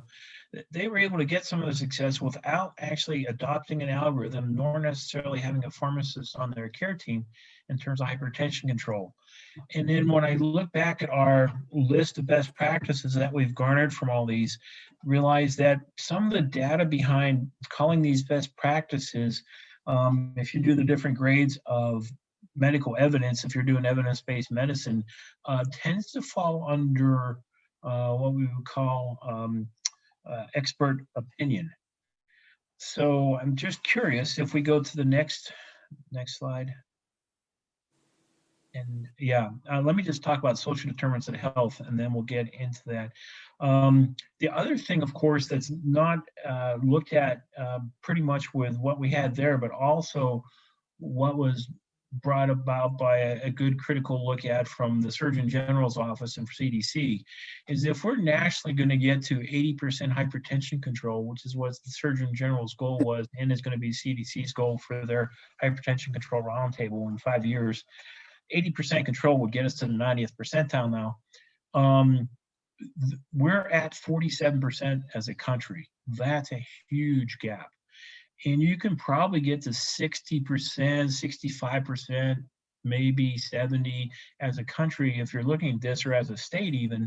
But there's a segment of the population that's disadvantaged and has struggled with getting those particular health metrics under control and having that advantage of being able to live that long life that we're not addressing currently, and you have to think about how we're going to do that. I know there's been some presentations on that, but we're actively looking at the social determinants of health. There are 2 programs we're involved with. One is in San Diego with the Neighborhood Networks, where they have a neighborhood navigator who's at the center, and they coordinate care, provide follow-up, track the system, et cetera. We're in it along with another health plan. We've got about 60 members currently enrolled in that pilot. And we're also doing something that's a very similar program with community health workers, piloted in 3 sites as part of our primary care reimagined. So understanding that you can't get to where you need to go unless you also address the health equity and the social determinants of health is a good understanding to have as we're addressing all these. Next slide. And is this where we have the polls? No, I guess we weren't able to get the polls up. So you can go back to the last slide, is fine. So what I want oh, you do have the polls. Excellent. So there's the first one. Do you think using an algorithm is necessary to achieve great results in blood pressure? Yes or no? And if folks can vote on that, if that's available for them. There we go. Have you incorporated an algorithm at your practice? So if you think it's key and essential, have you actually done it? And then the third question that goes that, if you think it's key and essential and you've incorporated it, how do you monitor that you're actually doing it? And that's one of the interesting things we saw from Kaiser was when they were looking at their data, the way they measured it was to see how many people were on 2 blood pressure medicines, because their algorithm started out with the combination lisinopril hydrochlorothiazide pill. And so you can monitor it that way by looking at your pharmacy usage. So there we go. Polling is now closed. So most of us think it's key and essential, but not all. It's interesting. It's about an 80-20 there. Have you incorporated it back to 50-50? And then if you actually monitor use of that to know you're actually implementing it is even less, it's about a 20%. So that's an interesting thing. Now we go to pharmacists. Do you think utilizing a pharmacist on the care team is necessary to achieve hypertension control? 90% of you say yes, and 80% of you have actually done it. That's great. As Cindy has alluded to, she's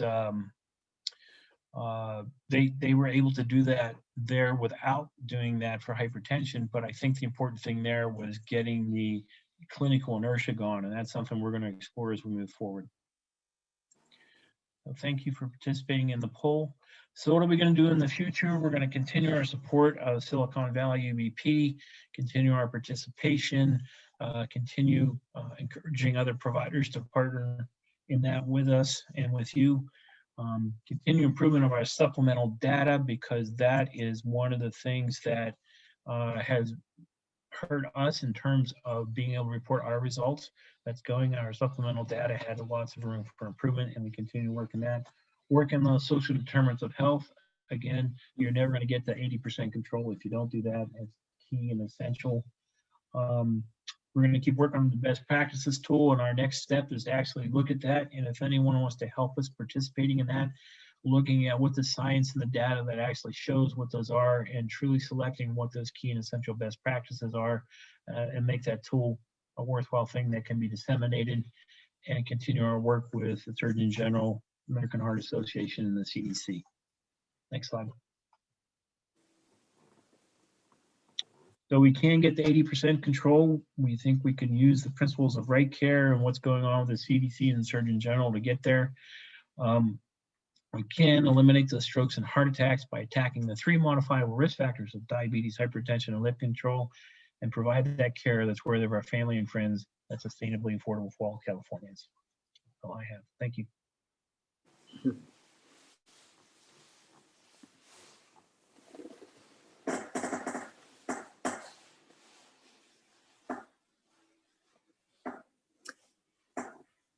So I think we're now open for Q&A. Can you hear me, Scott? So one of your parameters to implement was registry. And I'm involved in a number of registries for the state. But one of the pushbacks I get is the time it takes to enter data into a registry to enter a patient. So is the registry that you have capable of being run without additional work from a healthcare data set system? So you could, the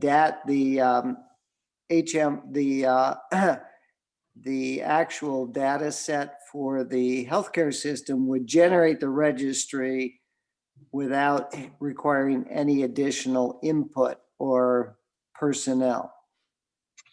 That's a great question, Bill. 2 things. First of all, for diabetes, we've got it. It's pretty easy, the hemoglobin A1C, right? And that's the one that people can get, and it's fairly easy to get handled. So why is blood pressure so bloody hard to measure and report? It's just become such a difficult thing. It wasn't included in the original ACA when they were talking about EHRs and the minimum things they had to have in there. And that's why most folks have to use supplemental data to report it now. And it's just the CPT codes are trying to get around that and address that, but it's not quite there. So the bottom line still is everyone's still doing it. It's a tedious process right now for hypertension control, and we hope one day there's a better way to do that. And Dr. Flynn, if I might comment as well. So One of the things that happened as a result of COVID this year is the acceptance of patient self-reported blood pressure.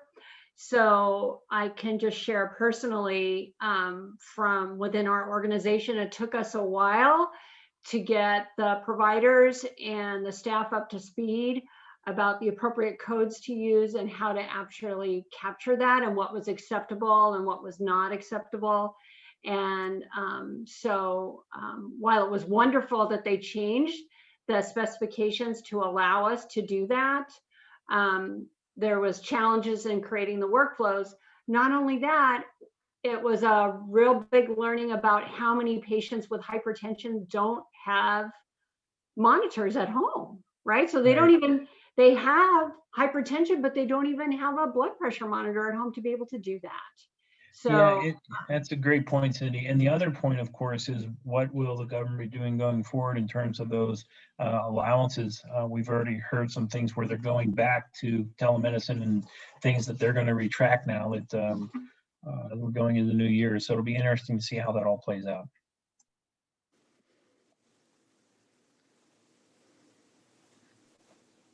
You were speaking very, very quickly there about something that's super important to everyone. Can you give us a paragraph instead of a sentence?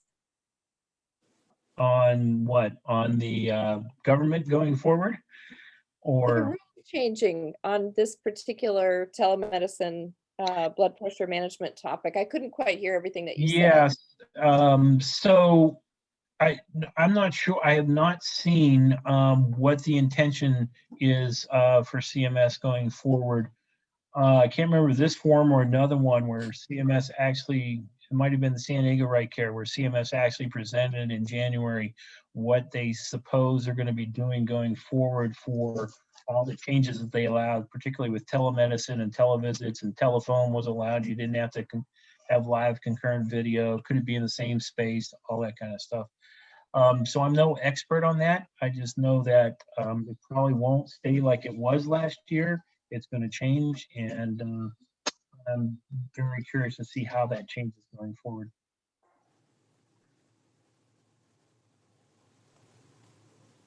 Scott, this is Steve. Great presentation as usual. I just want to comment on your last slide where you had, or second to last, you had a list of things to do.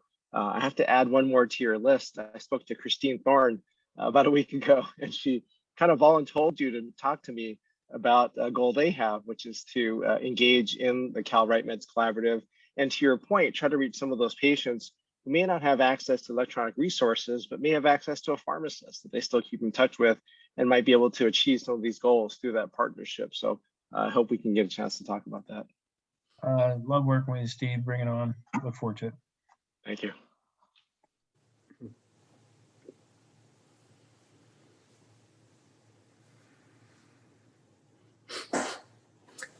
Any other questions? So Scott, one of the difficulties with hypertension, as you said, was at home, many people don't have access to a monitor. So if we're going to self-reporting and things like that, it complicates things for that.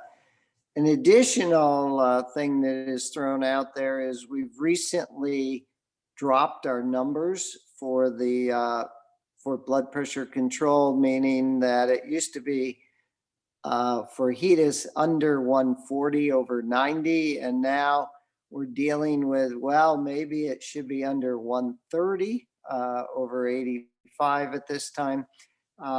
Is that going to create a curve while we're changing the guidelines as we're trying to implement this program across the board for both patient acceptance and healthcare system acceptance?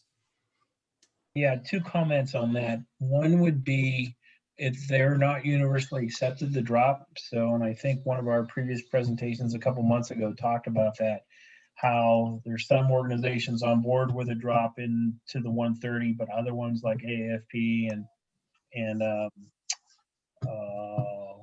I can't remember, there's a bunch of other ones that are saying, yeah, not so fast. My practical comment to that would be, we're at 47% control nationally at 140. So there's plenty of work to do. The whole 140 versus 130 debate, and that's nice. How about we all get to like 80% of 140, and we can start arguing about how much more we have to go to 130. So Personal the opinion. interesting thing was about the two studies that were written up about our initial pilot in San Diego, funded by National Heart, Lung, and Blood Institute.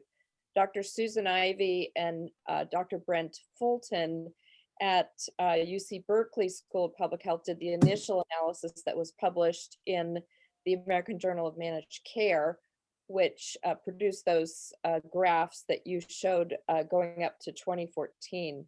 And that formula for dropping heart attacks by 20% very, very quickly was using the 140/90 criteria. So we know that by using LDL 100, and not on statins, but LDL 100, hemoglobin A1C 8, and the blood pressure 140/90, that's where we saw very substantial, very fast progress.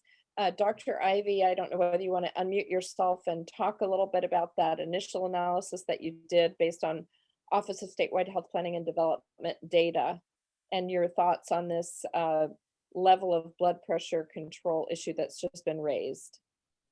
Well, I mean, I like exactly what Scott said. I mean, if we have a lower bar, if you will, and we're not performing at that, like, why raise the bar right now? So for quality improvement purposes, I think that it is probably fine to stick with the 140/90, even though right now we do have evidence that for certainly for some groups, 130/80 would be better.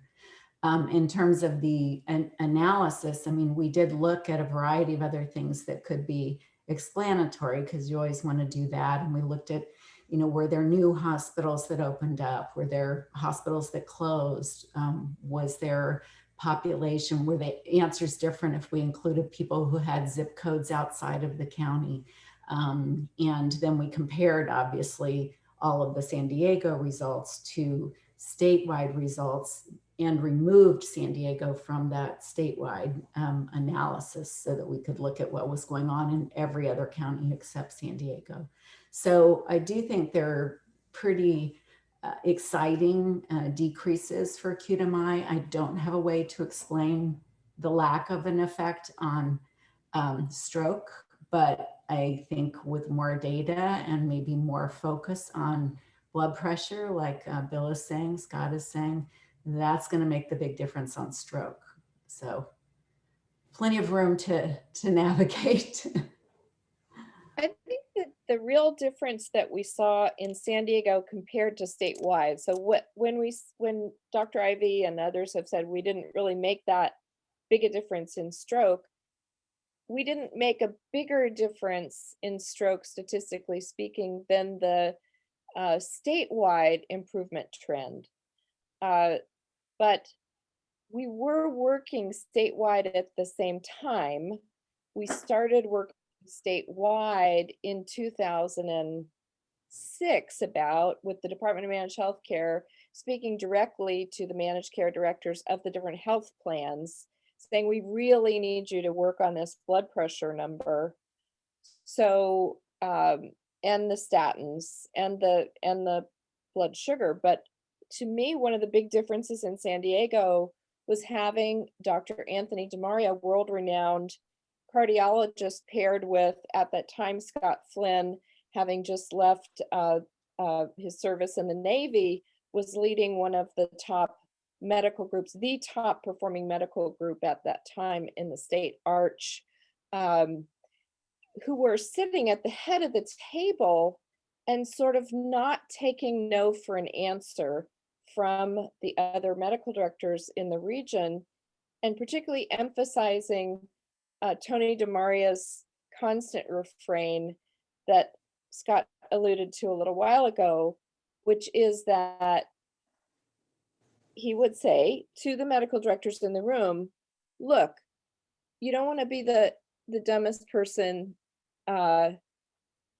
in this room, and you don't want to be the smartest person in the graveyard. So get your LDL to less than 100 and of course, he didn't say the first part verbally. He just did it through his pressure campaign on LDL 100. So that was something that was pressed much harder in San Diego than statewide. And I would be very interested to know, and we will never really know based on the limited amount of data that we received, how much a difference the LDL 100 made there, because I think we really nailed that in San Diego much better than elsewhere. And then the statistical collection of data changed, unfortunately.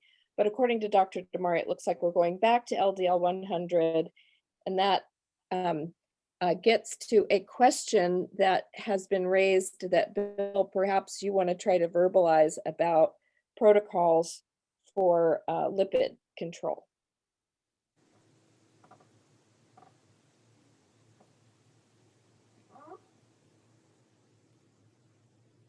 Sorry, Hattie, who was that directed to? Well, sorry, I thought Bill was also reading the chat. So in the chat, and the chat disappears, so it's kind of a dysfunctional component of our work. I'm not sure how that we fix that. Yeah, someone asked me the question on the Q&A about, do you have a best practice for lipid control? And I said, no, that's a great idea. That'll be the next one. One of the challenges, of course, is when ATP4 is there, it's like there went your measurement goal. So how do you measure it across the population? How do you measure if you've made a difference or not? So it's good to hear it may come back, some kind of metric that we can have so we can tell if our interventions are making a difference. That's been one of the limitations for this, obviously. And Hattie, to go along with what you're saying about San Diego, so in general, the literature suggests your quickest bang for the buck is hypertension control. That'll have an impact in the most near term, but the biggest bang for the buck overall is lipid control. And that seems to have the biggest impact. So yes, we don't have a best practice for lipid control yet. That is certainly something we have to do, and it would certainly help if we had an agreed upon metric again that we could all strive for, because right now it's just in folks who have already either got diabetes or have had cardiovascular disease, and it needs to be a broader effort than that. Scott, for compliance, most of the blood pressure medicines are generic, meaning no significant cost, and much of cholesterol is generic as well. So I assume carriers have no problem with authorizing those. But yet we still have individuals where compliance is an issue. Some countries, there's several trials of a poly pill, whereby you put the blood pressure, cholesterol, and aspirin all into one pill. Do you think that would be helpful for individuals who are having trouble keeping or having to take multiple medicines to consider a poly pill? Yeah, that's a great question, and I'll ask Cindy and Steve to chime in also in a second. The general research is that as soon as you go to a second pill, you drop compliance by at least 20%. That's why using the Prinzide or whatever generic equivalent you have of the combo medicine, a lisinopril and hydrochlorothiazide, or an ARB and hydrochlorothiazide, works so much better than two medicines. The other thing that you alluded to, though, which is interesting, was the cost as being the major reason, or one of the major reasons there's lack of compliance. And the literature on that is actually kind of weak. It's a factor, but it's not as big a factor as we would assume. There are many other reasons, including patient inertia and mistrust, that go into that are probably larger factors than cost in terms of non-compliance. Steve and Cindy, other thoughts on that? So Dr. Balmer, when I presented the blood pressure initiative at MemorialCare, both the IPA and medical group physicians, the one thing that they didn't like was the use of an algorithm with a combination product. And normally they don't agree on anything, the IPA and the medical group, but on this thing, they were universal. We don't want to use a combination. because of side effects, la, la, la. And it was one of those questions that, so sometimes you can nudge somebody into a decision. It was absolutely shut down. So I thought it was a great idea, particularly since many, as you mentioned, many of the antihypertensives are essentially free now because they're all generic, but they were having none of it. That's interesting. I'll just comment that, we, meaning we pharmacists that work in comprehensive medication management, typically get referred the patients with persistently uncontrolled hypertension. And so I initially don't use combination pills because we're trying to figure out which med's most effective, which dose, and combination pills can make that a little bit challenging. But the moment we get the patient to goal, that's when we start looking at simplification, right? As we get them there, we typically use devices, pill boxes, reminders to make it easy, but it gets really easy now when you get these combination generic pills to the patient. And I think the late Dr. Ron Victor would probably say the same thing in his work in the barbershop study. As you probably know, he was big on telmisartan and amlodipine as that first combination, if necessary, chlorothalidone, but he very quickly as well would move to combination products as soon as the patients were starting to stable out. So I think the polypill idea is pretty fascinating, right? Obviously, Dr. Baumer, you've seen the data. Very few downsides, side effects minimal. We're talking about mid doses of each medication. So it certainly is a good strategy. I do think that, especially initially as you're getting patients to control, it's easier to have separate products until you figure out what the right combination is.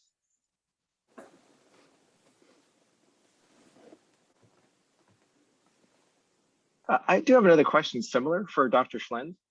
We've been working with a couple of health plans in our collaborative, and we initially ran into that same challenge of patients not having their own home blood pressure monitors. We came to find out that both plans cover it. One plan made it really difficult to get it. The other plan made it really easy to get it. So what happened was our teams that worked with the plan were as easy to get. Well, no problem, just order the monitor, the patient would get it. Of course, it's a validated monitor. It wasn't just any monitor.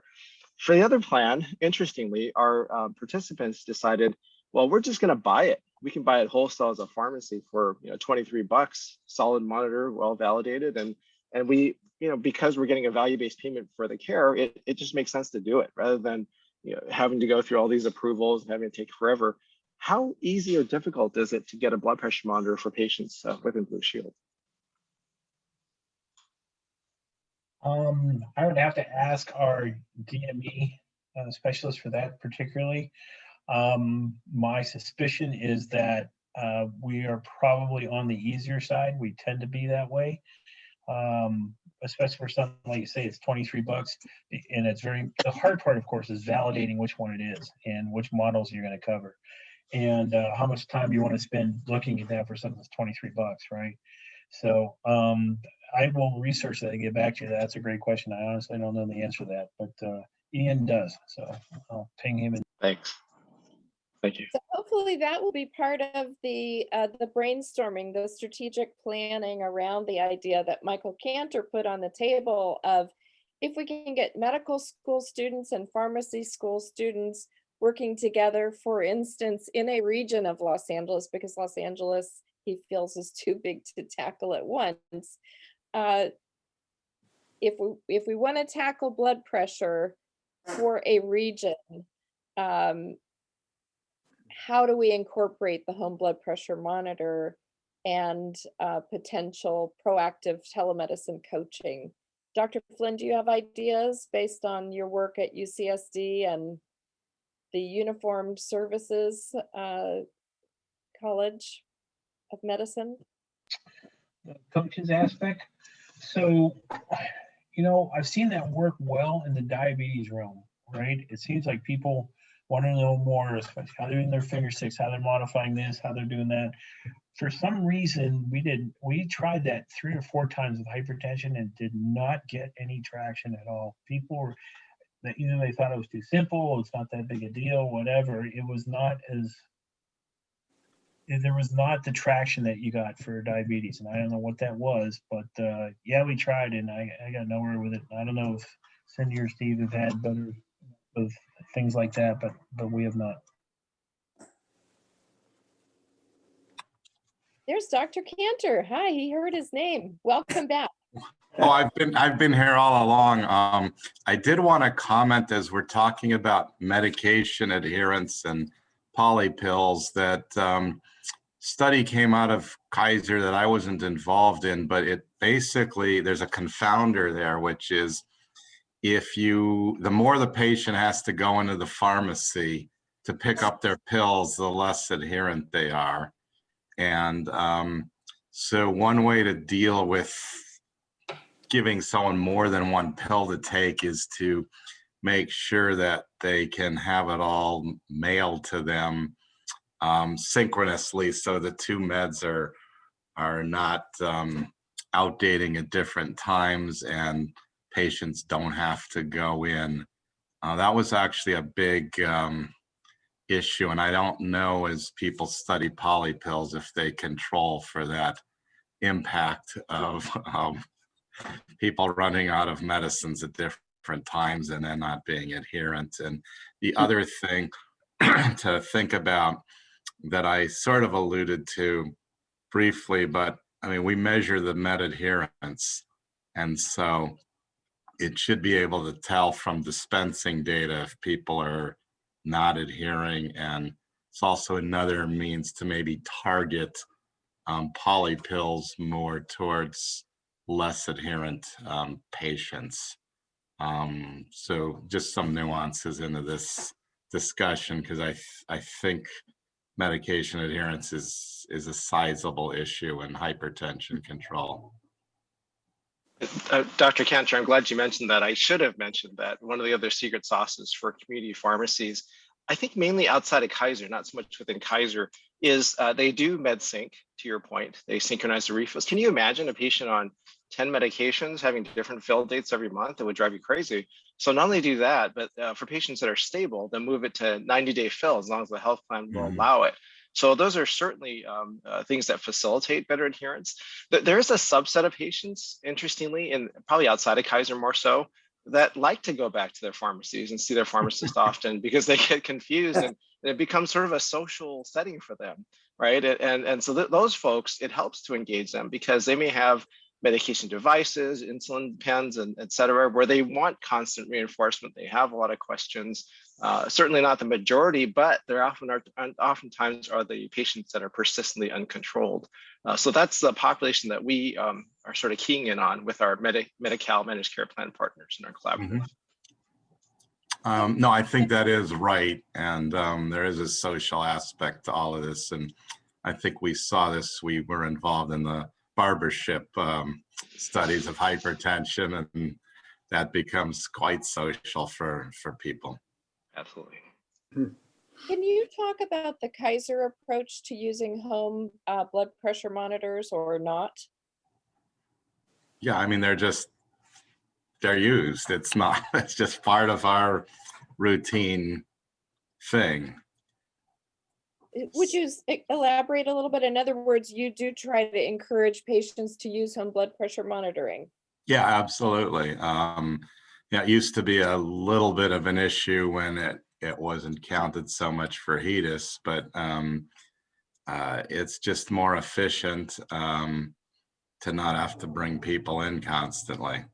The cuffs are not that expensive, and we just don't see a big deal with it. Do you have a copay on it, or how do you finance that for the patients?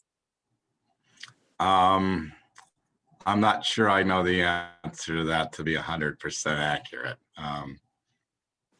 But we don't get the most expensive product on the market either. Hattie, I was just going to add, as we speak, my wife, who's a Kaiser heart failure pharmacist, is consulting one of her patients. And so she does have a few patients in Kaiser who have a blood pressure machine, but for many of her patients, she does send them to the blood pressure clinics, right? Just to come in and get a measure. And that works well for some patients and maybe not others, but for a good majority of her patients, they like doing that. They prefer it. So I get so excited talking about blood pressure and talking about how do we deploy our volunteer potentials in various efforts. So an idea that keeps percolating for me that I'd like to explore with all of you is whether there could be a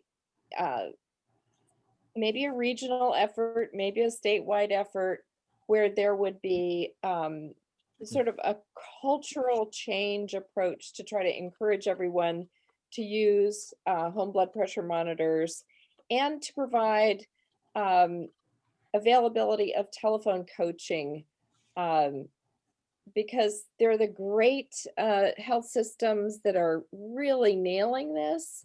And then you see the Blue Shield numbers. They're a roll up of what all the health systems are doing that contract with Blue Shield.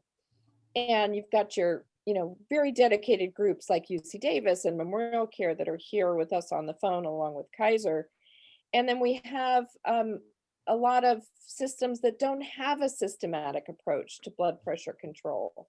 So as the Veterans Administration medical director told me working with us in San Diego, he's really excited about helping all the health systems to achieve great blood pressure control, because those patients are eventually going to wind up back at the VA. So what sort of a communitarian approach might we take to better supporting blood pressure control statewide or on a regional basis, especially with Dr. Cantor saying, let's deploy the medical school students to help. And of course, Steve Chen has been doing that for a long time. And with that, I'll mute myself.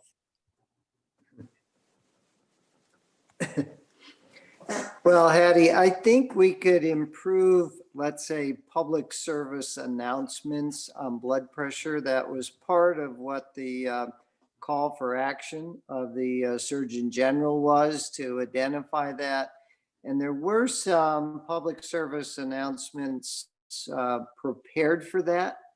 I think that we could make that information available to people on the street. Now, how do you do that? Well, we have probably pharmacies in many of the grocery stores and supermarkets in California. So we could provide it there. People go, where do people go during COVID? Well, they still go to to buy food. So that's an access. We could make it available in public service areas if they go to banks, if they go to shopping malls, things like that. I think we could roll that out, and I've proposed that at the original CDPH hypertension program that was now a year and a half ago that we had in Sacramento. And we could use more public service announcements that go out and are targeted to people who perhaps aren't plugged into their healthcare system about the importance of, one, detecting hypertension, and two, the importance of treatment for it to prevent what I think is the last thing anyone wants, which is a stroke, but also heart attacks and heart failure as well. So I think we could make that. Now, we do need some funding to issue those statements. We need to work with certainly CDPH, American Heart Association, and other organizations to get those programs out.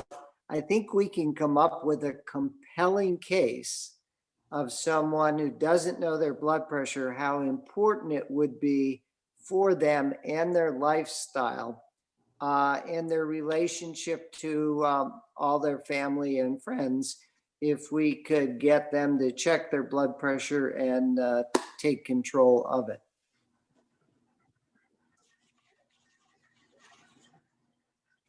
Hattie, you're on mute.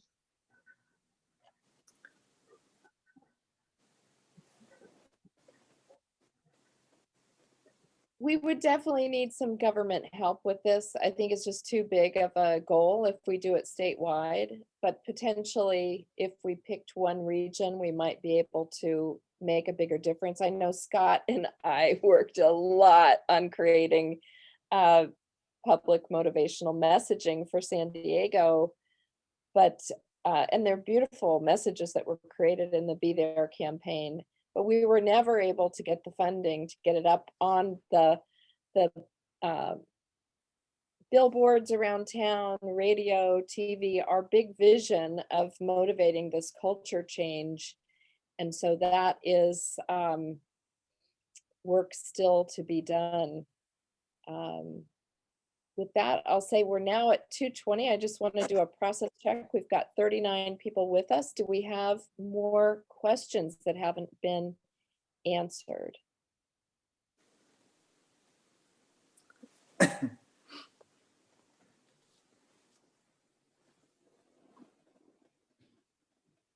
Well, I want to thank all of our Right Care champions for being with us today and your incredibly long and hard dedication to saving patients from these preventable heart attack, strokes, diabetic complications. I also want to thank all of our dedicated sponsors who've been with us now for years running. Blue Shield of California, they see the math that it actually helps them to better achieve their goals.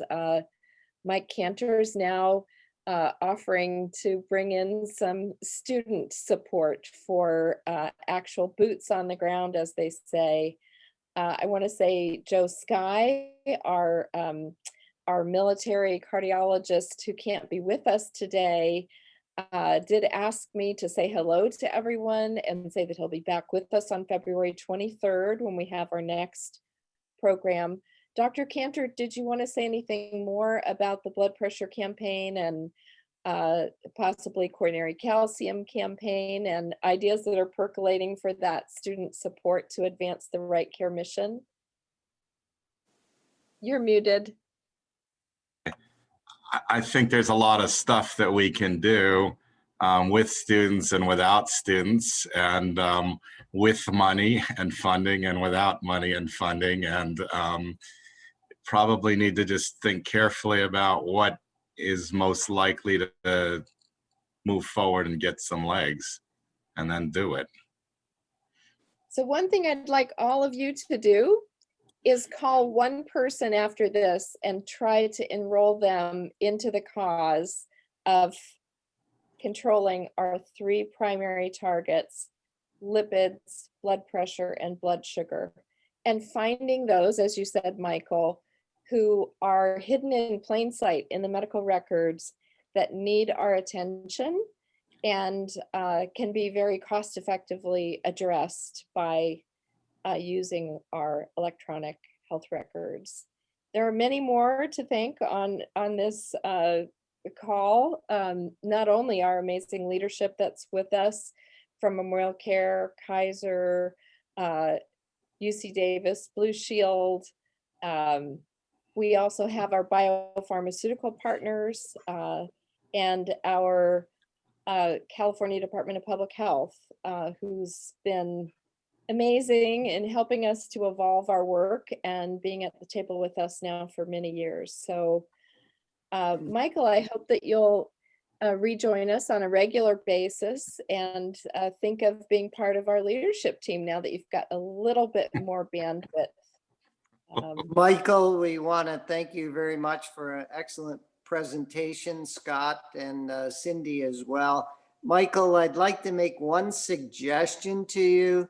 If you join the team for Northern California, could we change the whiskey barrel to a wine barrel? Same number of staves, same amount of oaks, same circles, but we could use that as our example for reflecting Northern California vineyards. That's an interesting idea. I didn't think of that. You'll have to change your picture too then. So Scott Flynn has joined our Northern California Capital Region team because he now works, not only with our San Diego group, our LA group, our Orange County groups, but also with our partners at the state. And I have to say, we don't have the analytical firepower, but Michael, you have these volunteers that might be able to help, which is to look at how much better California has done than the nation. It's pretty striking, and would also like your help getting that back to LDL 100 as opposed to on statin, which is an incredibly weak measure that has lost a lot of lives. You could see exactly when we switched away from LDL 100 to on statins, you see heart attack rates going right back up. And it's not at all surprising that that would have happened. So together we're more powerful, and I'm just so impressed with all of your work. Keep at it, call one person, enroll one more person into the cause of what we can control, especially now that we know these 3 metrics are so important as comorbidities for death from COVID. So controlling them well, as I understand it, and Dr. Balmer, I'll give you the last word. As I've been coached by cardiologist Balmer, controlling these metrics well results in better COVID outcomes, something that we're all, teaming up to try to learn together just in time to save lives. So thank you all our participants and our speakers for the program today. We really appreciate your efforts on a day-to-day basis for this. Reminders that the next program we are going to deal a little bit about COVID and what I call post-acute COVID, which is becoming an increasing problem where many of us are starting clinics in post-acute COVID because of the number of patients that we have who are the so-called long haulers or have residual effects from the initial infection, even though they seem to recover initially from it. So we certainly want to thank everyone, and for everyone that I've watched on video who has sat here for the last 2 hours or 2.5 hours, I want to remind you that hypertension and cholesterol can also be controlled as the first step with diet and exercise. So since we've all been sitting for 2.5 hours, I think you owe us all about 30 minutes of exercise this afternoon to make up for that. So thank you for joining us. Remember, prevention and lifestyle is our first step all the way. And good luck, and thank you for joining us, and have a great afternoon.